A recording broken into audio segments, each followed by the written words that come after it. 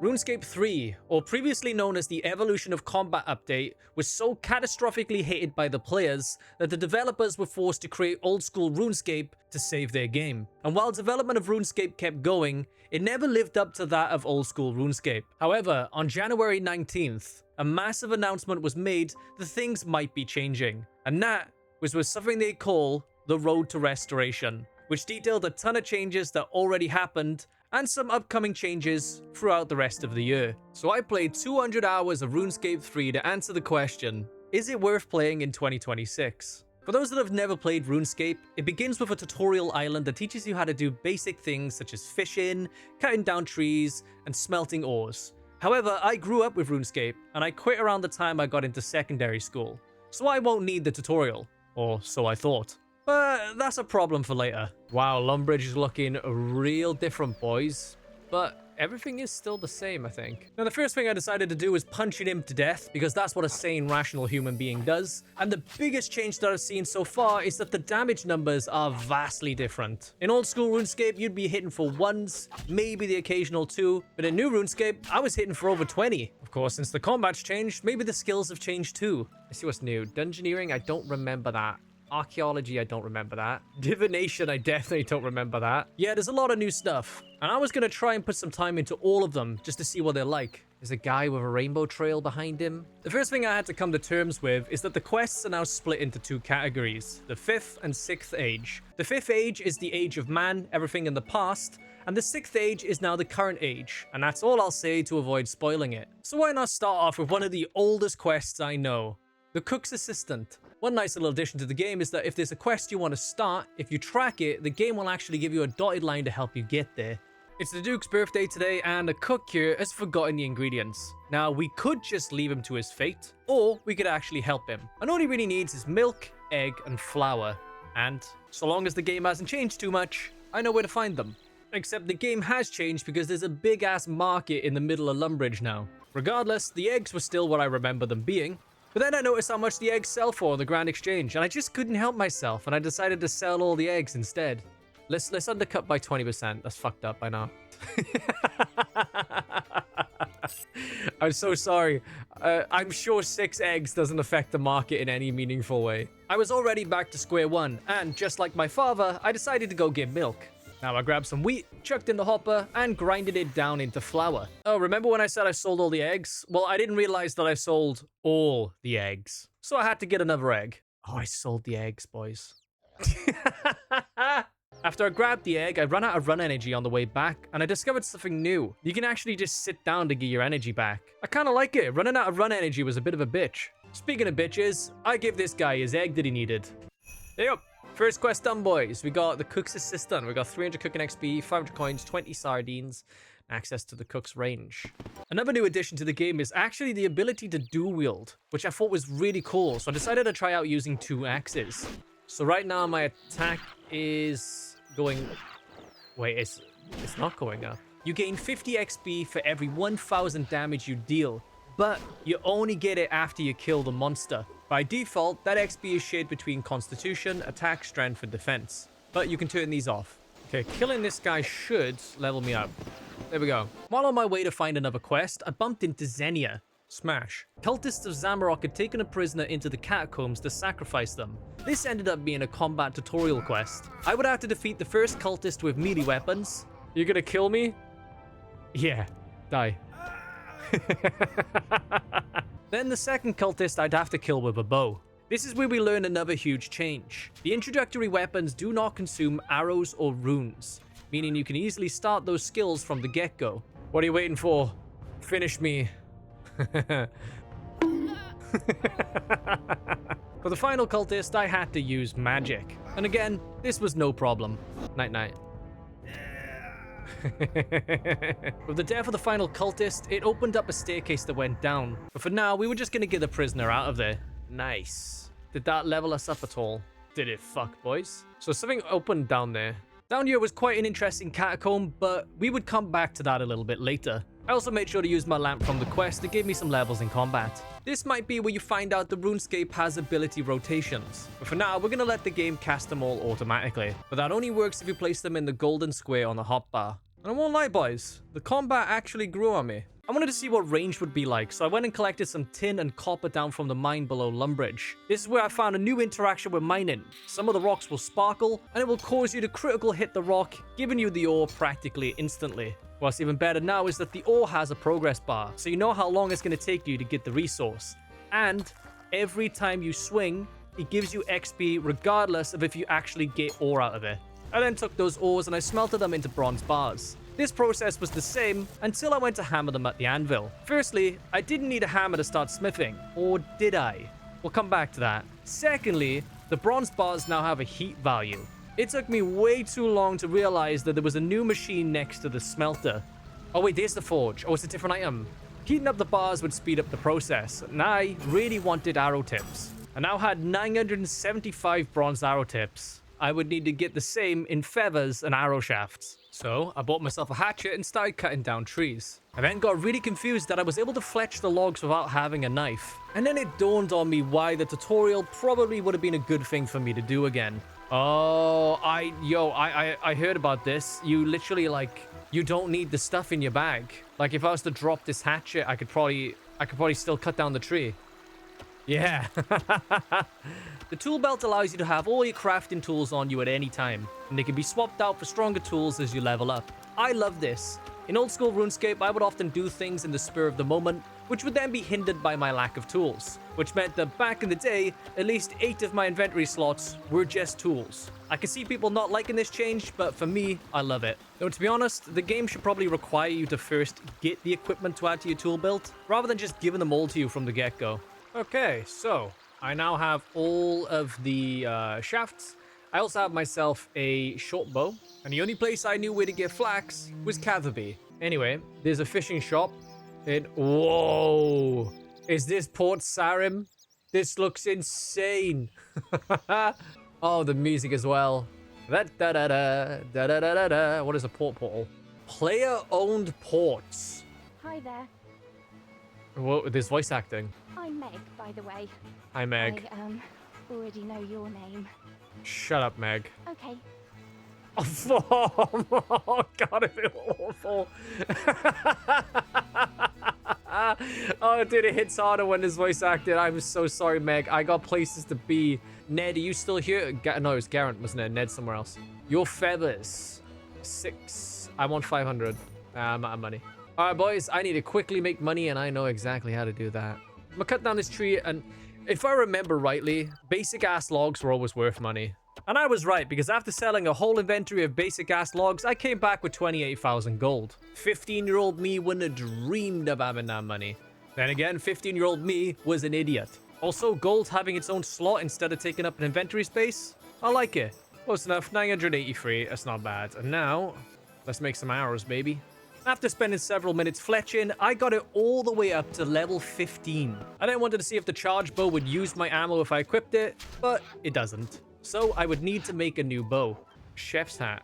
What's so special about this? Why is the chef's hat worth almost 10k coins? I still had my unstrung bow, so I'd need to get some flax. Last time I played old school RuneScape, I knew that I could get some in Kaiffefe. So this would be a great opportunity for me to activate lodestones along the way.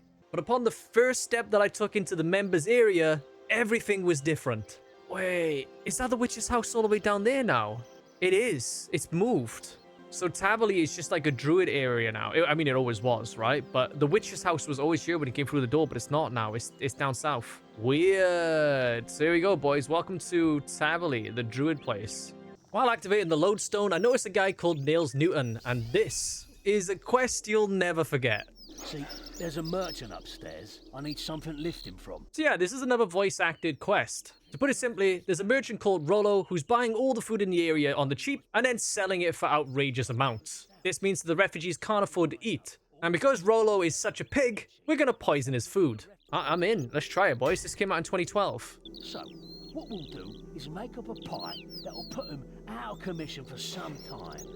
What we're gonna do is mix in a load of fishing bait into the fire. Oh, that's grim. So that's what I did. I grabbed some bait on the way to the wheat field and then picked up the wheat. We placed both of them in the hopper, and there we have our poisoned crust. Next up, I needed to get a crayfish. Fishing in this game is now a lot less visible than it used to be in old school RuneScape. I can barely see the bubbles on the water of this lake, pond thing. In fact, fishing sources on the map are off by default, so I have to turn them back on. And there's the flax we need here, by the way, boys. There we go, we got the crayfish. I then had to bury the crayfish in the wheat field and wait a considerable time so that it would become very moldy. I took the opportunity to then grab some flax, spin it into a bowstring, and make my new bow. There we go. I actually lose damage with this bow. Even if the charge bow is better at this point, I still decided to just carry on with the bow because I wanted to use my arrows. The last thing I needed to do was grab a potato and shove it down a kebbit hole. I don't know what a kebbit is, but apparently it was going to come out disgusting. And finally, we had our pie. However, this pie stunk. So we need to go rob a spice merchant to mask the smell. That's Rolo? Dude, I thought that was a dwarf. It's not. Pie for Rolo the Stout. That's me. Whatever this is, it does smell delicious. It does, doesn't it? What is it called? Let's go with crayfish a la manque. A crayfish a la manque?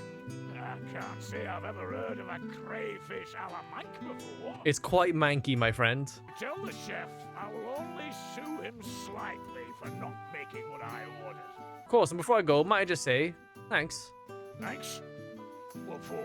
I just put my mind to rest about something I was feeling a tad guilty about. Never mind. Enjoy.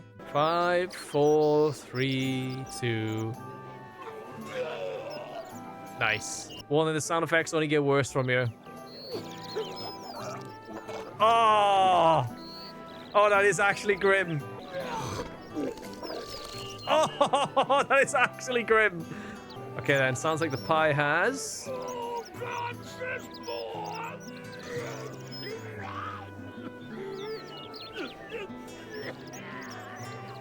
Okay, that wasn't as bad. With Rolo out of the way, you can go up and steal the seal from his chest. Oh, wait, I think that... You picked the lock in the chest and take the seal from the chest. Yo, I think that guy's traumatized. With the seal, we could now forge a letter. I just had to take it to Nails.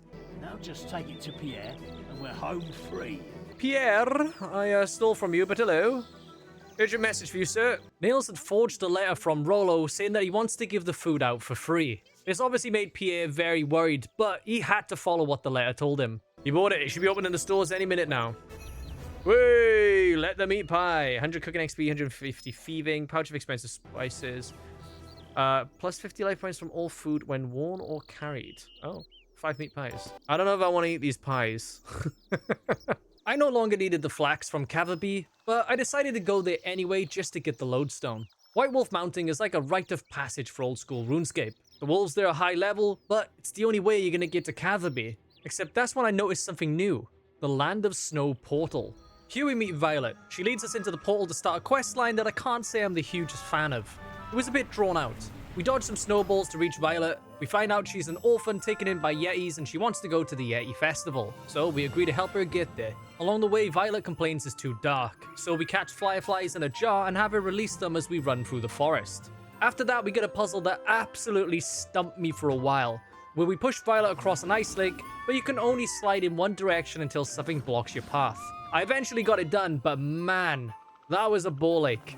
Then finally, we had to construct a sled to get down a hill, in which everyone thinks Violet is cool, and they want to be her friend. Now, to be honest, this village looked like it should have a lot more to do there, but I was just ready to leave.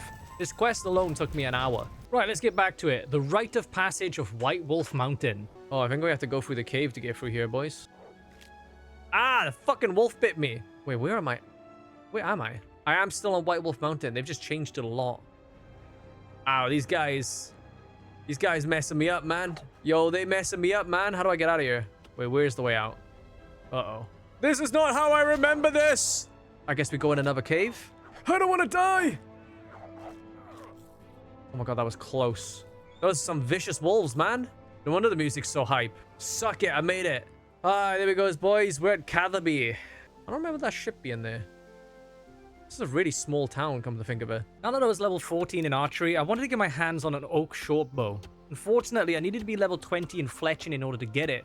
So, I just grinded arrow shafts until I was there. And apparently this is actually just the popular method of doing it. I was really close to the 20 fletching when I got given a clue scroll. And I've never done these before, so I wanted to find out what they were. And that's kind of weird, because clue scrolls came out around about 2006. Cheer in the center of the Burthorpe Games Room. Have nothing equipped at all when you do. I've never been to Burthorpe. So I found Burthorpe on the map, and I headed straight there. Now the Games Room, that was going to be a bit more difficult for me. Is this Burthorpe Hall? This is looking a lot more like a games room, isn't it? Oh, it's down there. Okay. And so I did my little jig in the middle of the games room. Search the crates just outside the armor shop in East Ardone. Oh, that is a bit of a trek as far as I remember. Thank God for teleports. Oh, now this music brings back memories. Okay, so there's the armor shop over down here. Okay, search crates. You found another clue. Sick. Now, I feel like that's Falador, is it not? Okay, so it said walk up to the statue, right? 1 south, 3 east. And now I spent an embarrassingly long time trying to figure out what to do from here. I was worried that I might need to go find a shovel until I eventually right-clicked the clue and used the dig option. Complete 1 clue of any tier. Let's go. I got an offhand black crossbow and got fixed page 2. I don't know what that is. Dude, black crossbow is kind of sick. Reward value is 1 million coins. Yeah, man, that black crossbow offhand is worth just short of 1 million gold. The question is, do I want to use it or do I want to sell it? Let me know what you do in the comments. Not that it's going to have much impact on what I did, but you'll find out. And there we go, 20 fletching. Woodcut and 20 at the same time. Beautiful. It was like it was destined. There you go, make that. And now we're going to want to teleport all the way back to Sears Village. Boom, we have a new bow. It seems to do less damage. I guess we'll find out when I shoot something, right, boys? I think it says a lot about someone that with all the choices in the world, I decided to shoot a majestic unicorn. 110 a shot. Can't go wrong with that. Now that I had my bow, I needed my leather, which meant I was going to go back to Lumbridge and kill some cows. I then had to head over to Al-Kharid to go meet the tanner. One thing I noticed along the way is that there isn't a toll booth to get into Al-Kharid anymore, which is nice, I guess. And I gotta say, Al-Kharid looks insanely different, dude. But just like everything else that's been updated, it looks awesome. Now, unlike old school RuneScape, in RuneScape 3, you can actually craft an entire leather body set at level 1. This was a surprising change, and I'm kind of all for it. You also don't need the needle and thread, so I wasted 2 inventory slots with that. There we go, boys. I'm in full leather. I got my bow. I'm ready for some ranging, lads. I'd put all my time into the concept of doing combat, but I hadn't actually been doing combat. So I found this quest, Rag and Bone Man, which had me hunting creatures to deliver bones to this really strange guy. Now, he says he's an archaeologist, but I think we can all agree he isn't. But we're still gonna do the quest anyway. The first and easiest bone that I could find on the list was a goblin skull. The ones in the start area in Lumbridge died really easy now that I was quite a high level. I say high level, I'm really low. But higher than the goblins. Next was this bear, though he was a considerably higher level than me. But I decided to give it a shot anyway. I'm going to die. I am going to die. We're going to need food for this one, boys. You know what? I guess that's kind of what happens when you fight something really high level, right? This led me on a little bit of a side quest to do some fishing. I once again had real difficulty finding the fishing spots. They do not stand out on this new water texture. I'm sorry, man. And during my fishing, I got another clue scroll. Search the crates just outside the armor shop in East Ardone. Oh, we already had that one, so that's pretty straightforward. Dance a jig by the entrance to the fishing guild. Equip an emerald ring, sapphire armor, and bronze shit. Bruh. Yeah, that's a real bruh moment. So I went to the Grand Exchange and then went to the spot that it told me to. Nice. Twirl at the crossroads north of Rimington. Equip a sapphire ring, yellow flowers, and leather chaps. Come on, man. Yeah, yellow flowers would cost 4,000 gold, wouldn't they? To you RuneScape veterans, this is literal chump change, but to me, it's a lot of money. Right, let's twirl. Oi, oi, Shagger. I believe that it is very rainy in Varrock. Swear if this is wearing stuff again. Search upstairs in the houses of the Sears Village for some... Okay. Now, I don't know about you guys, but I feel like Sears Village only really has one upstairs, so this was kind of straightforward. Another clue. Oh, this is a long one, this is, boys. Talk to Zeke in Al-Kharid. Did I ever get the Al-Kharid lodestone? Shit. You're just nameless, do you, mate? Oh, Zeke, there we go. You found a casket. Let's go. Good job. Fire Talisman and Meerkat's Pouch. 313,000 coins. I didn't really know what the Meerkat's pouches were, so I sold them. 330,000 gold on the Grand Exchange is really good money for me this early in the game. I later learned that players can't make these pouches, so whoops. I'm sorted for things I need. I'm curious what this summoning is. At this point, I think it was time to learn summoning, so we went to Tavali Village. Here we meet pickup sticks. In fact, everyone in this quest line has names that end in X, which is a reference to Asterix and Obelix. If you're new to RuneScape, everything in this game is a reference. In order to help him, he wants me to find his assistant Scaletrix and Bowl of Tricks. Scaletrix. Some of you right now are going to feel very old. Out of the pit stop, it'll blow your mind. There's more to scale extra when it's racing time. It's cars with brake lights, chicanes that flash. This whole back bridge is wild, change over track. Scale extra, scale extra, scale extra's the winner. You feeling old yet? Are you Scaletrix assistant to pickup sticks? Yes. How did you know that? If this game ever adds dating, I'm going to marry Scaletrix. Anyway, she tells me that there's trolls down in the well, but there's too many for me to take on alone. I ignore her anyway. If I'm gonna marry this woman, I need to impress her, dude. Alright, you trolls, let the druid go. Wow, there certainly are a lot of you. More food come to us. I warn you, you'd better let him go. Oh, what? Wolf bones think you're not gonna last long. Especially not if we cut them into little bitty bites. Bulltrix, don't worry, I'm gonna go and get help. Please hurry. Oh, he's literally being cooked. We needed a new plan, so Pickup Sticks was gonna have us summon a great beast. And that beast is a Wolpertinger, whatever the hell that is. But I was gonna need a few things. I would need an amulet, white hair meat, an embroidered pouch, and 2 items that Pickup Sticks was gonna give me. I had to find this amulet in what can only be described as a bedroom after a messy breakup, several tubs of ice cream, and 10 seasons of Love Island. But I did manage to find it in the end. I got the rabbit meat from a pet shop owner, which is actually really fucked up now that I'm thinking, but what the fuck?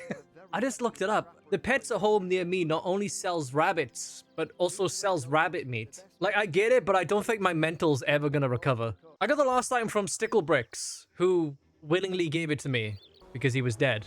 Now on the obelisk, I could make the giant Wolpertinger pouch. All I had to do was take this to Scaletrix, and we could scare away the trolls. It's the girlie that had the wolf. We got some more druid meat for the big fight, lads.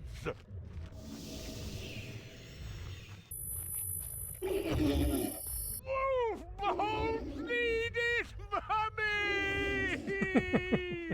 Well, let's get Bowl of Tricks and get out. Dear. I hope he's all right. And that was the quest done. I could now start summoning. And the first thing I can summon is a goddamn wolf. In order to do it, all you need is a pouch, wolf bones, and then a set amount of crystals. These change depending on what you're summoning. And then there's charms. You can't buy these. You can only get them from drops from monsters. The only downside is that the wolf only lasts 16 minutes, and the pouches don't stack. But now with my ally, I reckon I can take on that bear. Except imagine my anger when I ended up safe spotting the bear, invalidating the need for a familiar at all. Didn't even need to use any food. Well, I am going to use one because I need inventory space. Big frog, ram, unicorn, monkey, giant, rat, giant. I'm going to have to go to Karamja if we're going to get the monkey. And that's exactly what I did. I took the boat to Karamja and had a little nostalgia moment. By the way, how cool is this cutscene when traveling from one place to another, man? God, do you remember there was like a customs and you had to like stack the bananas in the crate to get back? Good times. All right, well, there's our monkey. That should be easy enough. Oh, sniped. Now as the monkey bones collected, except I forgot to get the lodestone for Karamja, and that was going to bite me a bit later. I wanted to try and find the big frog, and I remember there being one in the Lumbridge swamp. I just didn't really know where. I came across this cave that was beneath a tree stump, but I couldn't get in there without a light source and some rope. I had no guarantee that the frog was in there, but in RuneScape fashion, I kind of wanted to do this side adventure. I then returned with a lantern and rope and headed in. Well, shit. This is not at all what I remember, guys. There we go. Giant frog, level 33. That might be a bit tough, but it's what we need. Okay, he spits. Hopefully we can just out-heal it. These shrimps were not nearly enough to out-heal the frog's damage, so it started yet another side adventure. I love this about RuneScape, man. You want to do one thing, but then you need to get a skill up, and then you have to get another skill up to do the skill, and you end up getting so sidetracked, you forget what the original point was. So I started stealing shit. I know, that is a crazy twist, right? But hear me out. I steal vegetables till I get level 5 thieving, which allows me to steal from the bakery stall, giving me cakes. Each cake restores 333 health, and you can eat a cake 3 times. This is going to be way better than my shrimp, which only restored 200 HP. Returning back to the frogs, it was time for me to get some revenge. Yeah, I think we got this in the bag. We got this in the bag. I don't think I'm going to run out of food anytime soon. There we go. Yeah, how do I get there? Oh, hang on. Oh, there's stepping stones. Uh-oh. Uh-oh. Well, that was close. So it looks like I broke my lantern. So we've got the frog done. It was the giant frog's legs, right? It wasn't giant frog. It was big frog. Oh, my word. The big frogs are just here. Ah, man. It looks like the giant frog's got the last laugh on me. But at least the big frog was easy to kill. Now, getting the next bone was going to be easy because the giant rats were just outside the cave. And they were very low level. We had also killed a unicorn before, so I just had to go back there and kill it again. I found some rams up in Edgeville. I really didn't have to do it the hard way because you could just find rams in Lumbridge. But we got the bones. And finally, for the bats, I had to consult the wiki because I had no idea where to find them. They turned out to be in Taverley Dungeon, and again, these guys weren't too hard to kill. But we weren't done yet. The bones needed to be bleached in vinegar, so we had to head to Draenor and talk to a man who sells wine to see if he'll sell us some vinegar. He was reluctant at first until we told him why we needed the bones. He knew the Rag and Bone man, and he was more than willing to help. I bought a jug of vinegar, or in this case, I accidentally bought a second, and I headed back to the Rag and Bone man. I grabbed a pot from Varrock General Store, and then we could transfer the vinegar into the pot and add the bones to it. But I also learned a harsh lesson. I needed vinegar for every bone I had. Ah, come on, man. Come on, man. I gotta go all the way back. I'm not gonna lie, boys, the process took a solid 4 minutes. The majority of the time is just waiting for the bones. Here you go, lad. Here's the last one. There we go. 500 cooking, 500 prayer. Now, the Rag and Bone man did have another quest for me, but it requires 25 Slayer to start it, so we had to move on. After this, I took myself down what is arguably a very long rabbit hole. Every time you walk past Draenor, you get a trail leading you to the portal. It really wanted me to do this quest. Requirements, none. You'll have to defeat 2 level 3 trolls. Oh no. This came out in 2023. And this quest line kicks off in an interesting way, because the sword comes out of the portal and we die. Wait, we could be Fred. It killed me. We then meet Death, who tells us we've been chosen, and he takes us down to the underworld. We actually get a really cool cutscene introducing us to the city of which is an interesting name. Here we meet Raziel, the first necromancer. He gives us his ritual site because he no longer needs it. He plans to amass an army to take over the mortal world. He wants me to become a necromancer in order to face him, weirdly. Now, necromancy is evil, so we're gonna be a new kind of necromancer. Instead of enslaving souls, we're just gonna ask them nicely. We actually meet 2 souls from inside the city called Loop and Sol, and we ask them nicely, and they agree. So let's start with rituals. We need to create glyphs relevant to the ritual, and put down candles so the souls feel all nice and warm. I'm not actually joking. The first ritual gives us ectoplasm for summoning the undead, and it also adds souls to the Well of Souls, which in itself is a talent point system. I picked up an absolute shit ton of supplies from Loop, and then a set of armor from Sol. The Necromancer's weapons are the Death Guard and a Skull Lantern. The Death Guard allows us to cast spells, and the Skull Lantern is for summoning the monsters. Because I had a lot of bones in my storage, I managed to get my Necromancy all the way to level 14 just by doing these rituals. So let's jump into something that I mentioned we would come back to later. The Catacombs in Lumbridge. And here were several things that I could get. There were statuettes just sitting in the open that I could steal, and then there were monsters that I could kill that would drop parts of a mask. So I went through the catacombs and stole every statuette, except the last one had a little bit of a shield around it. The Diamond Demon, what level are you? 26, that's no problem. The Magical Barrier. Okay, I guess we're fighting Dragif Nern, who has 7.8k health. I got a 43% chance to hit. That's not bad when you compare it to, like, the frogs and stuff, you know? He does hurt, though. I'm not gonna lie, he does hurt. Almost there, baby. Nice, and I leveled up my necromancy, too.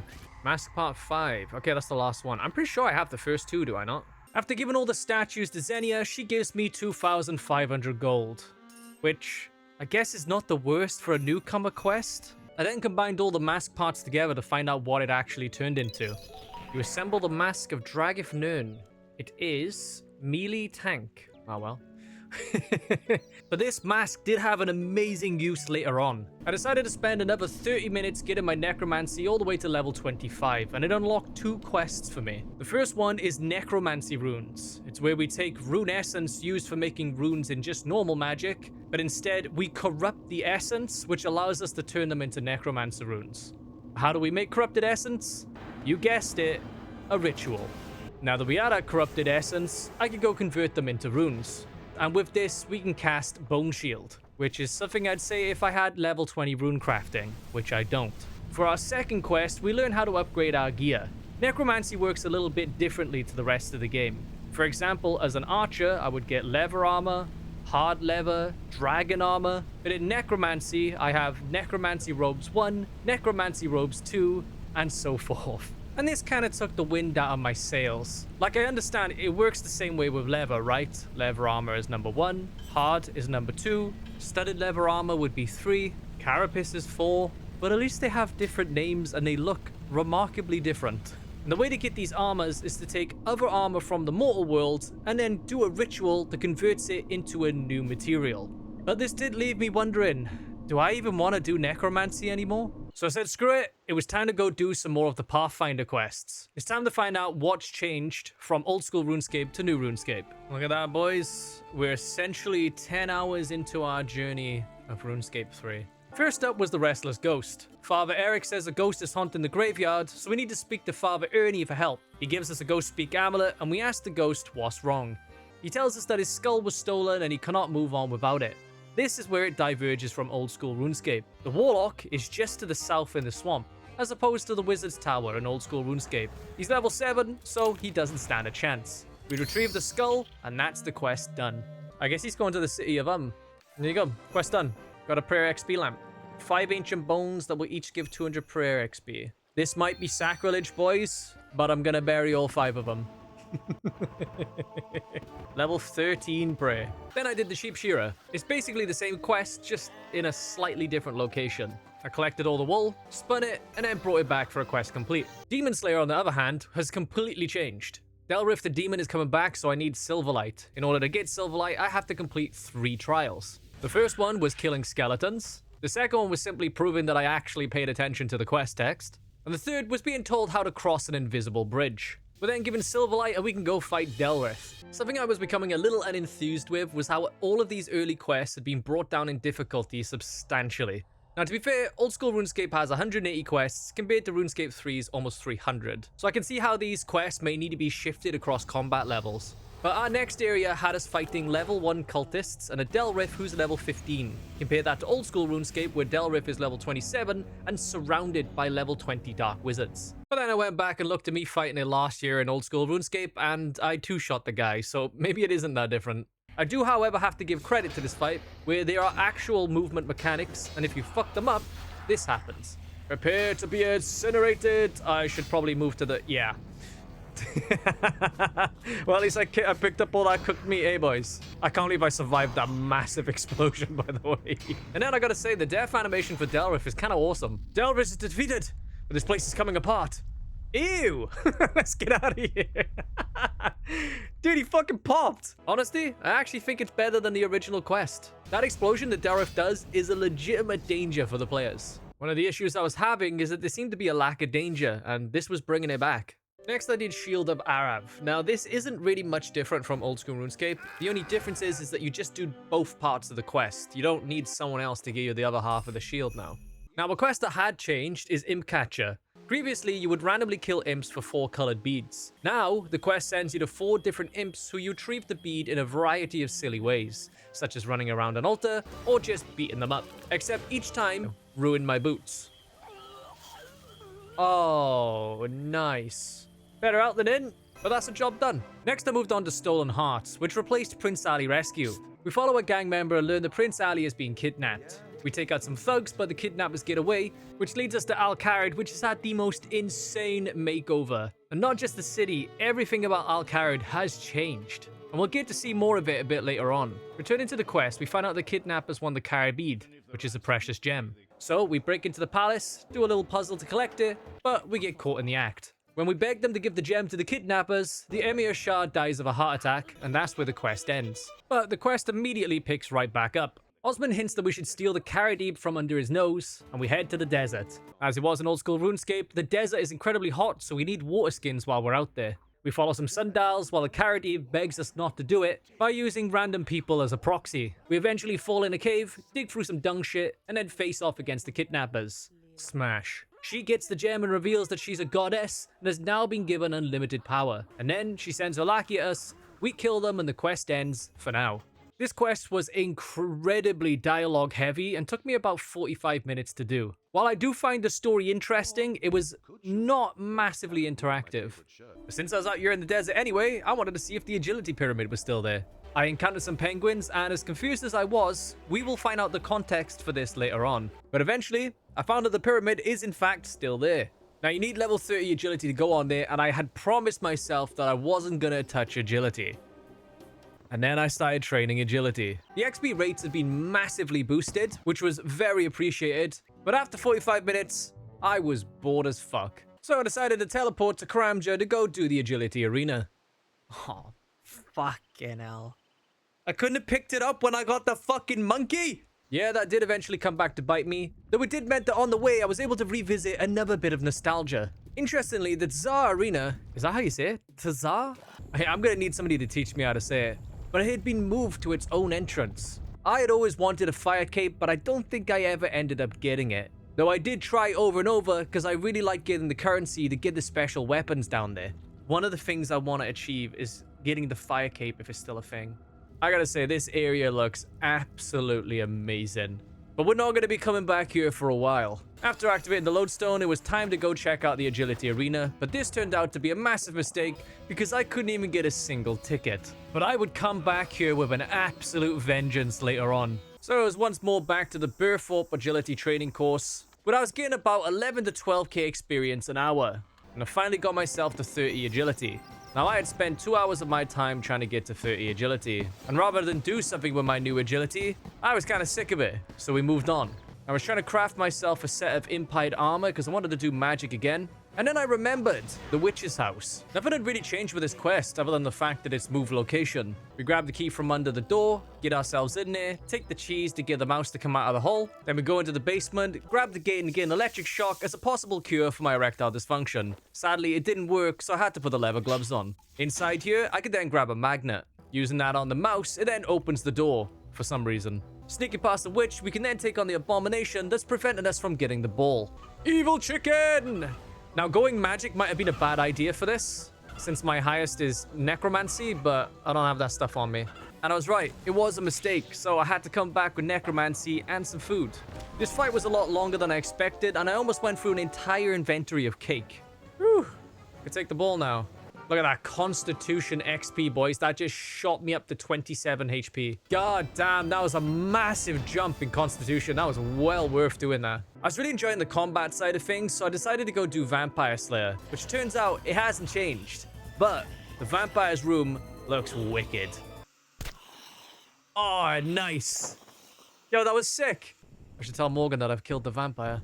While I was here, I also did Ernest the Chicken. Once again, this quest hasn't changed. But man, what a ton of nostalgia. One of my greatest memories of this quest was getting stuck in this fucking room. But I did it. It's all chill. And at the end of Vampire Slayer, I got a combat XP lamp, which I immediately used on magic because I really wanted to try it out again. While collecting runes, I made an important discovery as well. Yo, you just sell impied? And that was me absolutely sorted for magic. Then I was off to do Goblin Diplomacy, which again hasn't changed. But I thought I'd buy the dice off the Grand Exchange. And they were spenny. After doing Goblin Diplomacy, I wanted to make a quick little bit of money. Since those dice were so expensive, I decided to make the yellow ones myself. And while it did make me 94,000 GP, the process of making the die was a little bit tedious. So as a money-making venture, this one was kind of out. Remember when I was talking about nostalgia at the plantation earlier? That's exactly what I did. I took the boat to Karamja and had a little nostalgia moment. God, do you remember when there was like a customs and you had to like stack the bananas in the crate to get back? Well, I was doing pirate treasure and he really wanted rum from Karamja, but you can't get it past customs. So I picked some bananas, stuffed the rum in the crate, and took it back with me. Redbeard Frank gave me a key for a chest in Blue Moon Inn, and inside that chest is a treasure map that takes us to Falador Park. Remember how I said I was looking to do combat quests? Killed this fucking gardener, didn't I? Huzzah! Great quest reward as well. I could do menial labor on a banana plantation. Wicked. I then did what I think is one of the coolest quests ever. It's called One Piercing Note, although things are a bit rocky from the get-go. Holy shit, it's level 103! Yeah, I'm out of here, baby. Hey, are you going to the app? Man. Hey, Yeah, I can't. I can't go to this abbey. This thing is fucking murdering me. Settle down. There we go. Oh my god, I almost died. It all kicks off with a traveling band outside of an abbey. Yeah. Yeah, you like my dance moves, girl? I think she likes me, boys. As lighthearted as things seemed to be, once I got in, this turned into a murder mystery. Sister Anna has been murdered, brutally, and the killer might be among us. Everyone in the abbey thinks that Anna died of natural causes, and has yet to be told that she was murdered. We check Anna's cell. Don't ask why it's a cell. Under the bed is a cloth fragment that doesn't belong to the sisters' clothes. The abbey also received an applicant, but they chose not to join. Under that applicant's bed was another cloth fragment that didn't belong to the abbey's clothes. In total, there are 5 suspects: Cecilia, Katerina, Eleanor, Deborah, and Valerio, the musician outside. Sister Cecilia was rehearsing the choir at the time of the death. Katerina was illuminating text during the murder. She also mentions that she was scared of Anna because Anna was very strict. Eleanor was cooking during the murder. She also didn't like the victim Anna, again mentioning how strict she was. Sister Deborah was in the clock tower and she is deaf as shit. She was also quite cold about Anna's death, claiming that it was just Sarah Doman's plan. And finally, Valerio. He knew Anna previously and that she had died, but people outside the abbey shouldn't know this. He had come up to pay his respects and he was in Al-Kharid during the murder. Now we return to Benita. We now have to choose who the murderer was. I decided it was Isabella, the applicant, who left. Oh. Did you hear that? Follow the sound of that scream. Okay, we know it's not Benita. Oh no, we're missing the him woman. Surely she's not in the basement, is she? You've got to protect us. The demon is back. Oh, great Sarah Doman. Sister Eleanor. Sister Eleanor was carrying a barrel of wine when she died. There are stab marks all over the body just like the first victim, but interestingly, unlike Anna's body, her face is left intact. One thing to note as well is that inside the robe cabinet, all of them were pushed to the side as if someone was hiding in there, which is weird because I checked it earlier and found nobody. Cecilia claims it was the Ripper because it looked exactly like it does in the stories. She never got to see the face of the killer though. Under Eleanor's bed were a bundle of saucy letters to Valerio, that dirty dog. And interestingly, in the kitchen, there is a way of smuggling people in. Inside the kitchen, we can confirm there is a hole under these sacks. When we speak to Deborah, she was still inside the clock tower. Now, for someone who's practically deaf, it's interesting that she knew Eleanor was dead. But some of the other sisters had a different reaction entirely. Oh my god, she's dancing, boys. Dance with me, adventurer. Alright, fuck it, let's dance. Essentially, with what's happened, Katerina has had a rethink of her entire life. She doesn't want to spend it not dancing, and so she's gonna leave the abbey. Informing Valerio of Eleanor's death, he hints that she also wanted to leave the abbey. He admits to sneaking in last night, and it's how he knew Anna died. He worries that people are dying for associating with him. Despite everything happening, Benita wants me to bring Katerina in, and so we do it. Oh.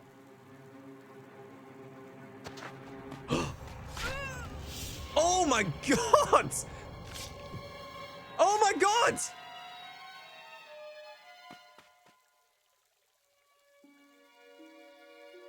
What the fuck? I didn't think it was it. What the hell? Yo, this quest is insane. This quest is so good. Oh, merciful Sarah Doman. Sister Katerina, is she... I'm afraid so. This must end. The biggest question is, why are these girls dying? And it seems to be Valerio's association with them. He even admits Anna used to be a dancer alongside him before joining the abbey. So we set a trap. Benita announces that Valerio's dancer is joining the abbey, and we create a puppet in the basement where I hide in the cupboard. Bonk. And I knock him out. Get fucked. As it turns out, I am a weak-ass little bitch. We chased the killer through the abbey, and as they tried to leave, we got them trapped. So we chased them all the way to the clock tower, where I get a revelation. Oh, it is the old lady! She was upset that she was going to be the next abbess. Stay back! Make any move and I'll kill her! Wait, who the fuck are you? It's Sister Anna! She's gone mad! Sister Anna, but you're dead. Sister Anna is dead! I am the spirit of St. Elspeth. She killed the applicant and dressed her in her robes. Why'd you kill all those people? They were all dancers! Really? They weren't worthy to be in this abbey. You were a dancer too once? I was repentant. That's the difference. And now Abbess Benita lets any dancing girl join the abbey. Turns a blind eye to their affairs. We have to get her off Deborah, and I knew just the way to do it. Going downstairs, I set the clock ready to have the bell chime. And then Sister Deborah proves that she has quite a bit of strength to her. Good thinking, adventurer. Thank you. As a good Saradominist sister, I cannot take a life. I can. I'll see you downstairs, adventurer. Give me a moment to pray for forgiveness before I die. Alright, take a moment. As the voice of Saint Elspeth struck dead the demon, may it strike dead the evil in my heart. I hear it. The holy choir. I am forgiven. Saradomin, guide my soul to light. What are you doing? No, I wanted to kick you! No! Who was it? Who killed Anna and the others? Sorry guys, it was Sister Anna. Benita says she's gonna stand down as the abbess, but she also thinks that this abbey won't survive much longer. But hey, I got what I came here for. But more importantly, this quest gives you access to devotion, sacrifice, and the transfigure combat spells. But it took me a long time to realize that those spells were found in the defense and constitution tab. But I had had far too much excitement for one day, so I needed to slow down a bit. By murdering sheep. Look, in my defense, they had the plague, you know? It was pretty straightforward though. I just prodded the shit out of these sheep, and then I fed them poison and burnt their bodies. God, it's a good day to be Welsh. Not gonna lie though, the reward was kinda ass. Speaking of ass though, I did Plague City. This one's pretty straightforward, but I know it's part of a longer quest chain, and I'm gonna need to get it done if I want a crystal bow later on. West Arden is suffering from the plague. That entire section has been walled off from the rest of the city. Our reason for going in is to save a woman called Eleanor. We put on a gas mask and find out that she's been kidnapped. Although when we find her, her kidnappers are missing, so we just break her out and that's the end of the quest. We'll follow up with this a little bit later. An easy way of getting some quick stats is to do the waterfall quest. Now this hasn't changed in RuneScape 3, and neither has my ability to screw it up. Suddenly the corridor floods. God fucking damn it. I remember this being a thing in the first one. God fucking damn it, dudes. And it's funny because no matter how long this quest been in the game, it still finds a way to kill people. Yeah, and then there's a chest on the other side. Up here. Yeah. Oh, Oh my god, Robbie, eat food, eat food. Eat food, eat food. Just eat food, keep eating. Oh, I panicked, James. Oh my god, that fucking hit hard. Mate, I panicked and then panicked and I panicked, and then by the time I got there, I was, I'll get away and eat food. And then he just whacked me and I was like, fuck. Since we had to go to the Gnome Stronghold anyway, we may as well do the quest while we're there. I gotta say, the Gnome Stronghold is looking really cool. Despite one of the enemies on this quest being combat level 53, our magic was very strong against him. Handing in the quest, it jumped our attack level all the way to 28. That was 25 levels in one quest. The Waterfall quest was no different. It then pushed my attack to 36 and my strength to 30. I then tried out the Troll Invasion minigame, which actually has an alternate mode where you defend the castle using skills like construction. I managed to hold off about 400 trolls, and that gained me 2 levels in magic. I was feeling real nostalgic, so I decided to go do some castle wars. But perhaps 4 AM might have been a bad choice because every single player on my team was AFK. That was kind of disappointing. Red team kills 3, blue team kills 4. Red team got 3 kills, 2 of which were me, because everyone else in the game was AFK. I heard the summoning was actually a really good skill to level up, but this turned out to be a miserable experience. My current method is to kill all of these fucking chickens, craft it, rinse and repeat. So I'm finally at summoning 14. This is taking quite a while, but I can do a quest called Bringing Home the Bacon. Oh, you can carry 4 to 22 items? Depends on the familiar's tier. I now see why people think this is a really good skill to get. Okay, so here's bringing home the bacon. Unfortunately, in order to do it, I need construction and farming. Getting up farming was pretty simple, just not the most fun. You could AFK grind on this manure mound that give you 2.4 XP every second. It would take 39 minutes of doing this to get all the way to farming 15. Oh my word. I'm just gonna do something else in the background. I don't know, maybe I'll edit. Oh my god, it's done. I'm level 15 farming. Alright, all that's left to do now is get 15 construction. I hope that one's just as easy. And it really was, because all the steel nails that I would need for construction were on the Grand Exchange for just 37 gold a nail. That meant if I went to my home, I could cut all the trees outside the portal, have them made for me, quite expensively, and then keep making the same chair over and over. Although I did have a real huge shock when I entered my player home because this just looked like old school RuneScape.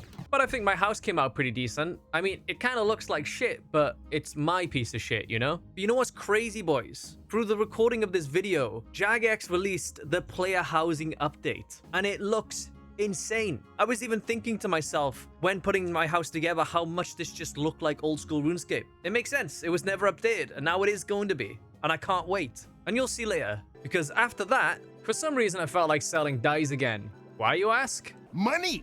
But were the dyes actually good? See, a full stack of them would give me roughly about 100,000 gold. But I heard of another method where you speak to Barrack to get bear fur for 20 gold pieces. The only downside being to it is that you have to go through a lengthy conversation with him to get it. In order to get a full stack, I had to click him, press 2, space, space, 1, then space again. And I had to do that 28 times. But those bear furs that I bought for 20 gold sell for an incredible 1,000 gold. So I needed to work out which one would give me more gold per hour. The timer would start the moment I left the Grand Exchange clerk and run to Barrack, got all the furs, and made it back. The process of getting furs from Barrack took me 3 minutes and 9 seconds. For the dyes, it would be the same again. I would leave the Grand Exchange clerk, teleport all the way to Port Sarim, collect the onions, teleport to Draenor, make the dyes, teleport to Varrock, and get back to the Grand Exchange. The dye process took me 4 minutes and 40 seconds. This meant that over the course of an hour, doing the bear furs would make me 562,000 gold,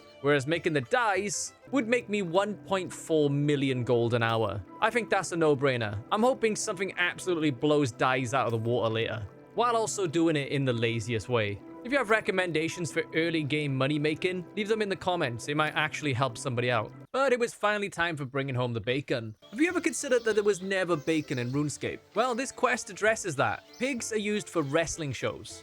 That's it. It's the only reason they're breeded. And our farmer here, Eli Bacon, discovers they're tasty, so he names the meat after himself. Bacon. Problem is, he let the nearby villagers have a taste, and now they've become bacon-obsessed zombies. So after causing a distraction by putting bacon on barrels, and then Eli Bacon chaperoning the pigs into the basement, we come up with a plan. We're gonna make a massive prize pig, just like the one that they have in Draenor. Pigzilla's owner Martin likes this idea, but he wants a favor first. He wants to find the person that pickpocketed him, and then teach them a lesson. And it was this guy, Pickpocket Bert, because his alibi was Pickpocket Dan, but Pickpocket Dan didn't have Bert as his alibi. Did you enjoy robbing me, you swine? I did indeed, and I'll do it again once this farce is over. Let him have it. Let that be a lesson to you. See, our character has a major problem. We've never actually struck someone without the intent to kill before, so we give it another go. Oh, look, a piglet and a kitten. That's so cute. What are you doing?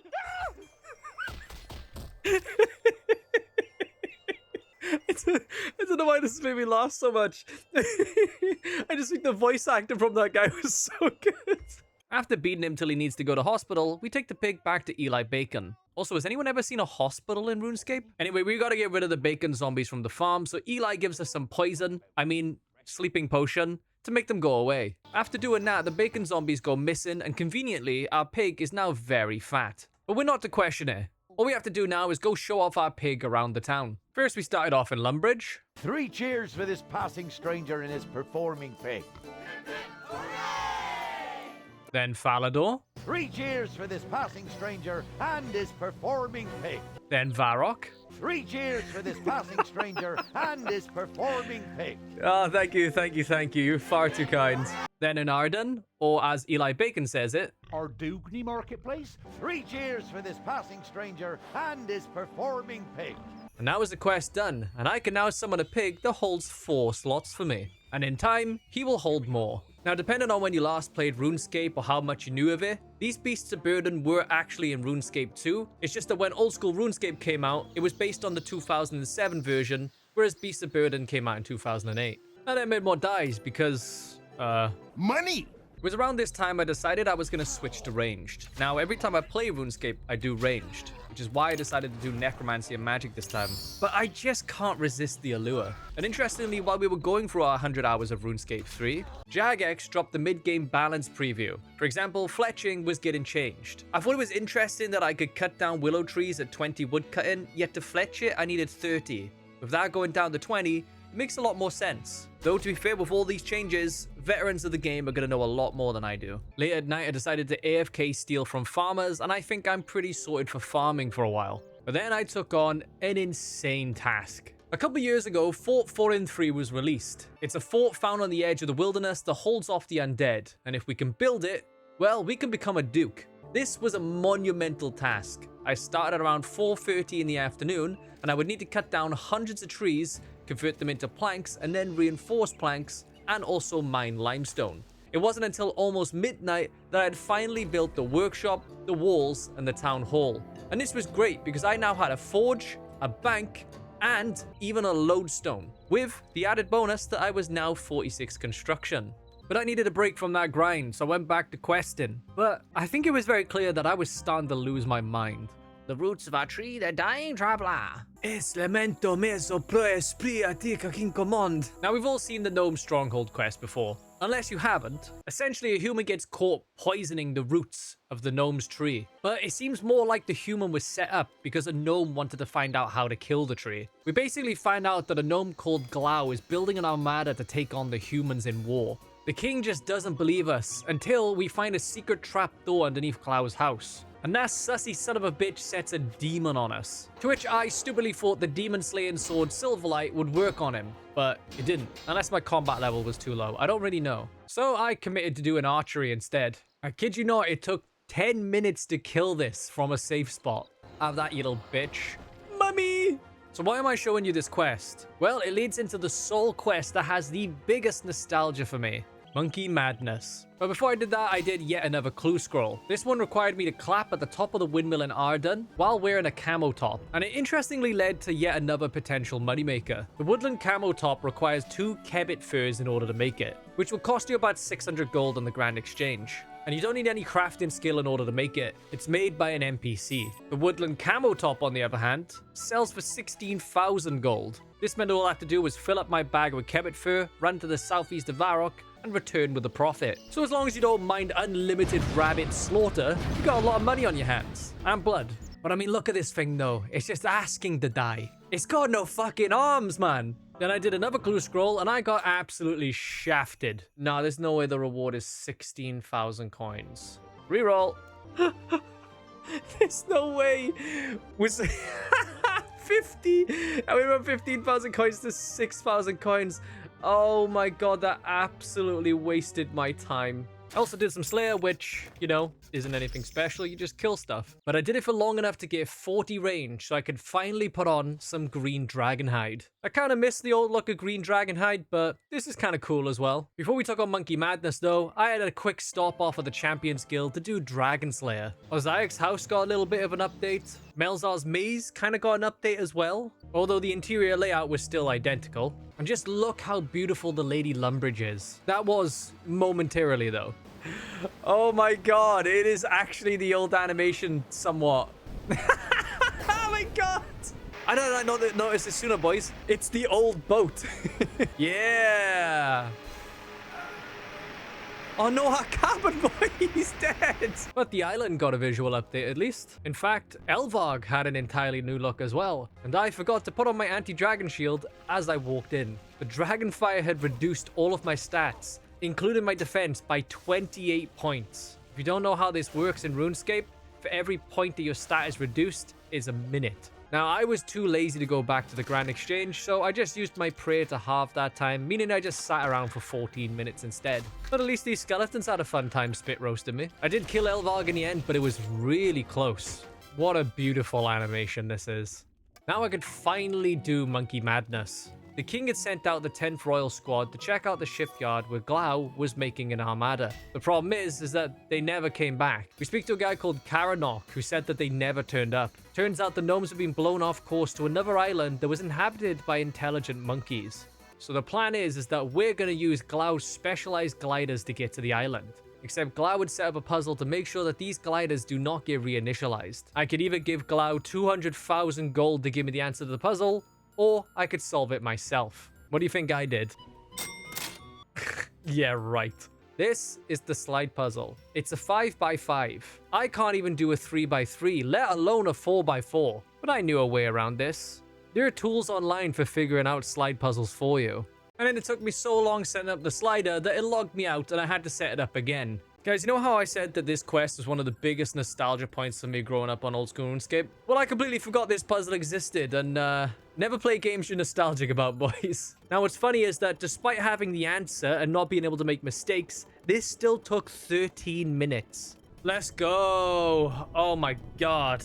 What's funny is that when the quest first came out, there wasn't an option to pay Glau to do it for you. In one of the devs updates, they wrote this: "We have just made a new option for the Monkey Madness quest for people who really can't do sliding puzzles. For such people, there's now a wimp out option to pay a very large sum of money to the only NPC in the game who knows the combination." That's fucking brutal, man. Regardless, we fly to the island and we find a gnome called Lamdo. He says the rest of the gnomes sailed off to another island and they've been captured by monkeys. While sailing to this island, we get a cutscene between Karanok and a ship worker. There's a lot of money in building these ships, so they're gonna try and make sure that the 10th Royal Squad doesn't make it back. Now, unfortunately, there is only one way into the monkey camp. Gotta get that bamboo gate.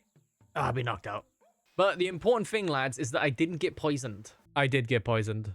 Welcome to A Battle, though, boys. My god, have I missed this place. There is so much nostalgia just being here, man. Back when I was younger, this was considered quite hard. Obviously, times have changed, but let's get into it. There's 3 gnomes in jail, and I need to get them out. So, I lockpicked my way out of the prison, and you'd think I could lockpick them out, but apparently not. Now, when it comes to this island, anytime you are not in long grass, you are getting shot. I found one of the gnomes who's an assassin. He says he'll help me at any time. He never helps me during this quest. Then I find the squad leader, Garkor, who tells me to find their mage. And for anyone else who did this quest back in the day, oh, this part is brutal, dude. I grab myself some monkey dentures from this chest, and then find a hole under another chest, and I jump in. Inside this box over here is a monkey amulet mold. Then we make our way back out.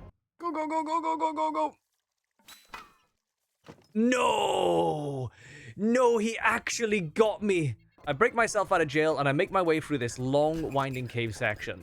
Inside are monkey zombies, skeleton zombies, traps, and rocks falling. This cave is so long that one stamina bar is not enough to make it through. Fortunately for me, I have the Explorer's Ring, which replenishes my run. But I did find something out that's incredibly funny. When the new RuneScape 3 combat came out, people went from getting 1 HP per constitution level to 100. At 40 constitution, instead of having 40 HP, I now have 4,000. But the one thing they didn't update is the poison damage on this quest, which made it not a problem.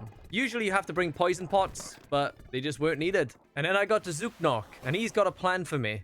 We're going to transform into a monkey, but we're going to need an amulet of monkey speak, and then a totem that can transform me into the monkey. The problem is you need monkey bones from Karamja, and I got monkey bones from here. But I can still make the monkey speak amulet. I give him the bar of gold, and he enchants the bar for me. All I gotta do now is find a place to mold it. Also, there was no fast way out of this cave. You have to run all the way back. Running into the temple, we could take this trapdoor down.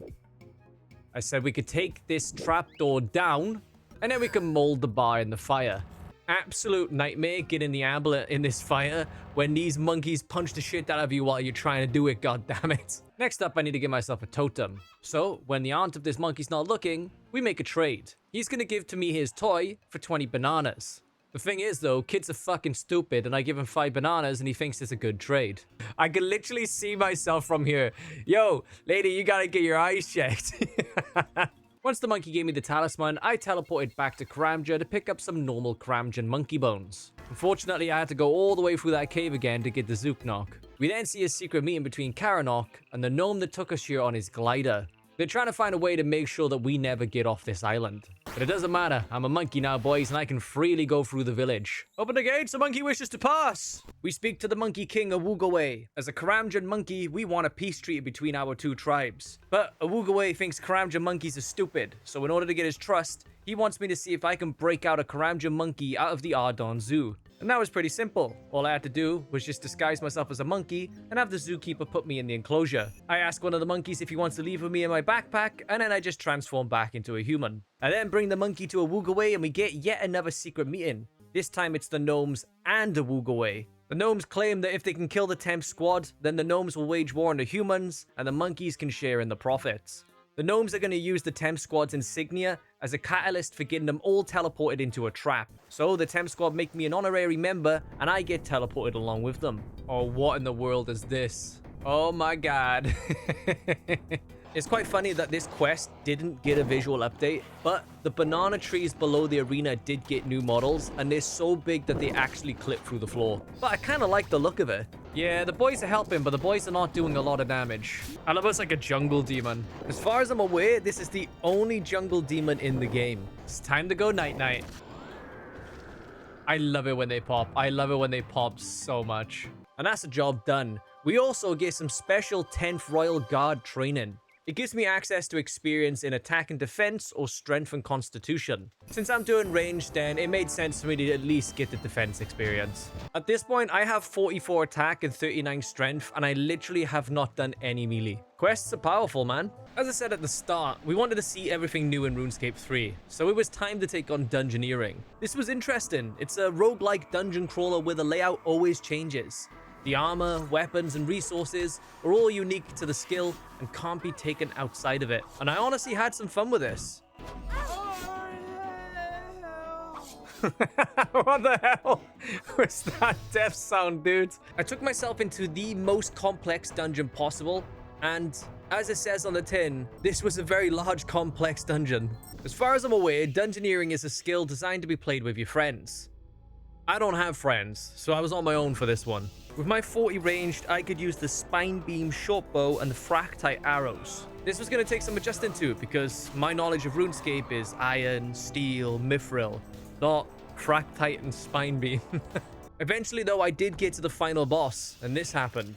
Icy Bones. Oh, it looks like I'm trapped in here with him now. This bad boy was casting a special ability of an ice cage, meaning as long as that ice cage was up, I was not able to get out. Looks like we might need to run for a moment. As soon as these shards go away. Oh, you motherfucker. Oh, God. Okay. All right. Well, I guess we're fucked. Looks like after all that, I'm unable to kill this guy. That's a shame. As you can see at the top, I was in this dungeon for 50 minutes. This is my first death. Goodbye, everybody. Now, I thought I was going to fail the dungeon here, but apparently, you just keep going until you eventually kill the boss. Every single death that you have reduces the amount of XP that you get at the end of it. Let's go. He's dead. How much am I losing for this death? Okay. Total XP. Oh my god. 1.7k. I wonder what that's going to shoot my Dungeoneer into. 13. In just a single complex dungeon, I went from level 2 Dungeoneering to 13. This unlocked floors 3 all the way to 7 for me. But I was a bit mentally taxed from doing an hour's dungeon, so I went back to do something that I should have done ages ago. I sold the offhand black crossbow. It was just sitting in my bank. My range was well above it. It just seemed pointless at this point. But I made sure to punish myself for this sacrilege. You know, it might be a good idea to just stop before I even start. I'm gonna be severely disappointed, you know? When will I fall, boys? When will I fall? No. Oh, man. I'm getting experience, but, like, it's not worth it. By the time you get your agility level up high enough that you, like, consistently just smash this place, you don't need the money. I mean, we don't even need the money now. Although this is great for Iron Man. No, come on, man. You're so close. Just stop, like. Just stop falling. Just stop fucking it up. The thing is, this didn't actually take so long. I eventually got the top of the pyramid. I've done it, boys. I got my golden pyramid. Let's go. I was sadly in for a very big shock, though. Wait, did he say 1,000 coins? Wasn't this thing worth 10k? This is a change I don't like in RuneScape 3. Getting to the top of the pyramid gives you 1,000 coins and 200 Menaphos reputation. The artifact only becomes 10,000 coins once you complete all of the elite desert achievements. This had really soured my milk, and while having a sulk at the Grand Exchange, one of the other players there really improved my mood. I was not paying attention to the game, and a guy traded me like several times. He just gave me like a full Black Dragonide rune crossbow and offhand. Player base is awesome in RuneScape, man. So remember, boys, if anything ever goes wrong in life, what's the answer? Money! That being said, until I could actually wear the Black Dragonhide, I had to settle for blue. Now, I haven't explained up until this point, but there's actually two types of armor: tank and power. The community, much like myself, seems to agree that being a glass cannon is generally overall better. The powered equivalent of my blue Dragonhide is spined armor, and I couldn't equip that until I did the Fremennik Trials quest. That meant that I needed to boost my crafting up to 40 in order to start it. My plan to get crafting up was to make some tiaras so I could make myself a pretty princess. But I noticed there was something in the game called ore boxes. They can fit a crazy amount of ore in them depending on your level. Mine, for example, was 120 ore. And in order to get each new box, you had to use a bronze box in order to make an iron box, and an iron box in order to make a steel box. What I didn't know is that there wasn't a silver box, so I was wasting my time. So I started mining those bad boys raw. Then once I got myself to 29 crafting, I could start making hard leather shields. How much do I need to get me all the way from 29 crafting to 40? I might need to craft 680 shields. There's gotta be another way. There probably was, but I ended up crafting 680 hard leather shields. One piece of cowhide was 686 gold pieces. I was under the assumption that most people want raw goods, because they also want to increase their skills. And that would mean that the finished product was going to sell for less than the raw product. But then when I went to sell the hard leather shields on the Grand Exchange, they actually sold for 945 gold. But I didn't get my hopes up. I felt like it was going to take at least a week for all of this to sell. They all sold! They all sold! I profited! There's no way! Now you may be thinking what I'm thinking. Who the hell wants 300 hard leather shields? Well, it's due to the invention skill, something I won't be seeing in my 100 hours. But to give you an idea, inventors can disassemble crafted components to give supplies needed by the skill that allows them to augment weapons and armor. It's really cool, but you need 80 smithing, crafting, and divination to start it, and we haven't even started divination yet, lads. But 400 odd shields later, and I was 40 crafting. So I would make 500,000. Oh my god, I feel like I'm supplying the entirety of the economy's shields here. But something new came out this week as well. Sunlight Sands. This is a great way to just idly earn XP. But there are far more involved methods of getting XP. This is just one of them if you want to be super lazy. Apparently last year it was busted, but this year it's been heavily nerfed. On the upside, there was a lot of cosmetics for me to unlock. Though I will say, the hunter experience was actually pretty good. In under an hour, I was 20 Hunter, and I didn't even have to figure out how the skill works. That's right, I've never done Hunter before. It was there when I used to play RuneScape, but I never touched it. To be fair, I was free to play for at least 2 years, though. Guys, I've done the most unique thing in RuneScape that nobody else has ever done. Nobody has ever done this. Totally. A Monkey D. Luffy.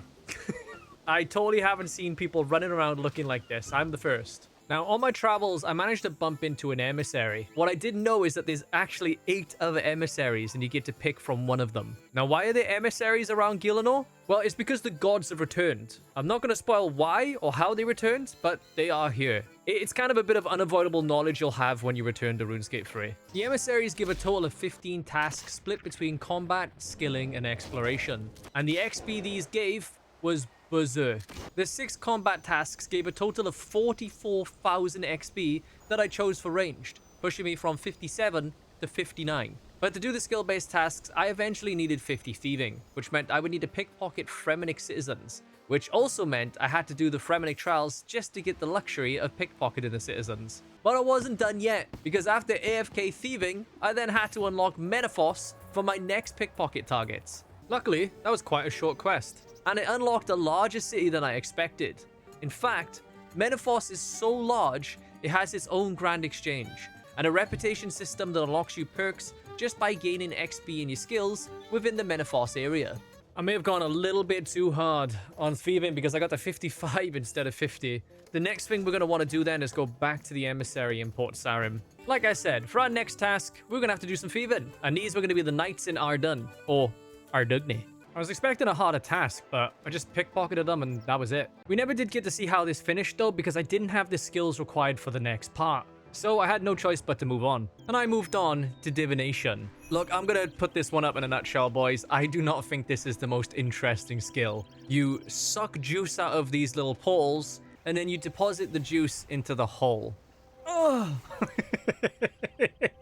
That is the entire leveling experience for divination. But it does give interesting things, like being able to turn all of the items in your inventory into notes. But other than that, the leveling is arse. Right, I think we're done with divination for a bit. So back to clue scrolls. I got a really cool one, which was just like latitude and longitude. I didn't know how to do it at first, so I looked up the answer to this one, which gave me another one for my next clue. So I decided to work it out myself. Now at 7 degrees. Wow, I'm actually in the exact horizontal plane. Oh, that's so close. It's like there, isn't it? Oh, I've nailed it.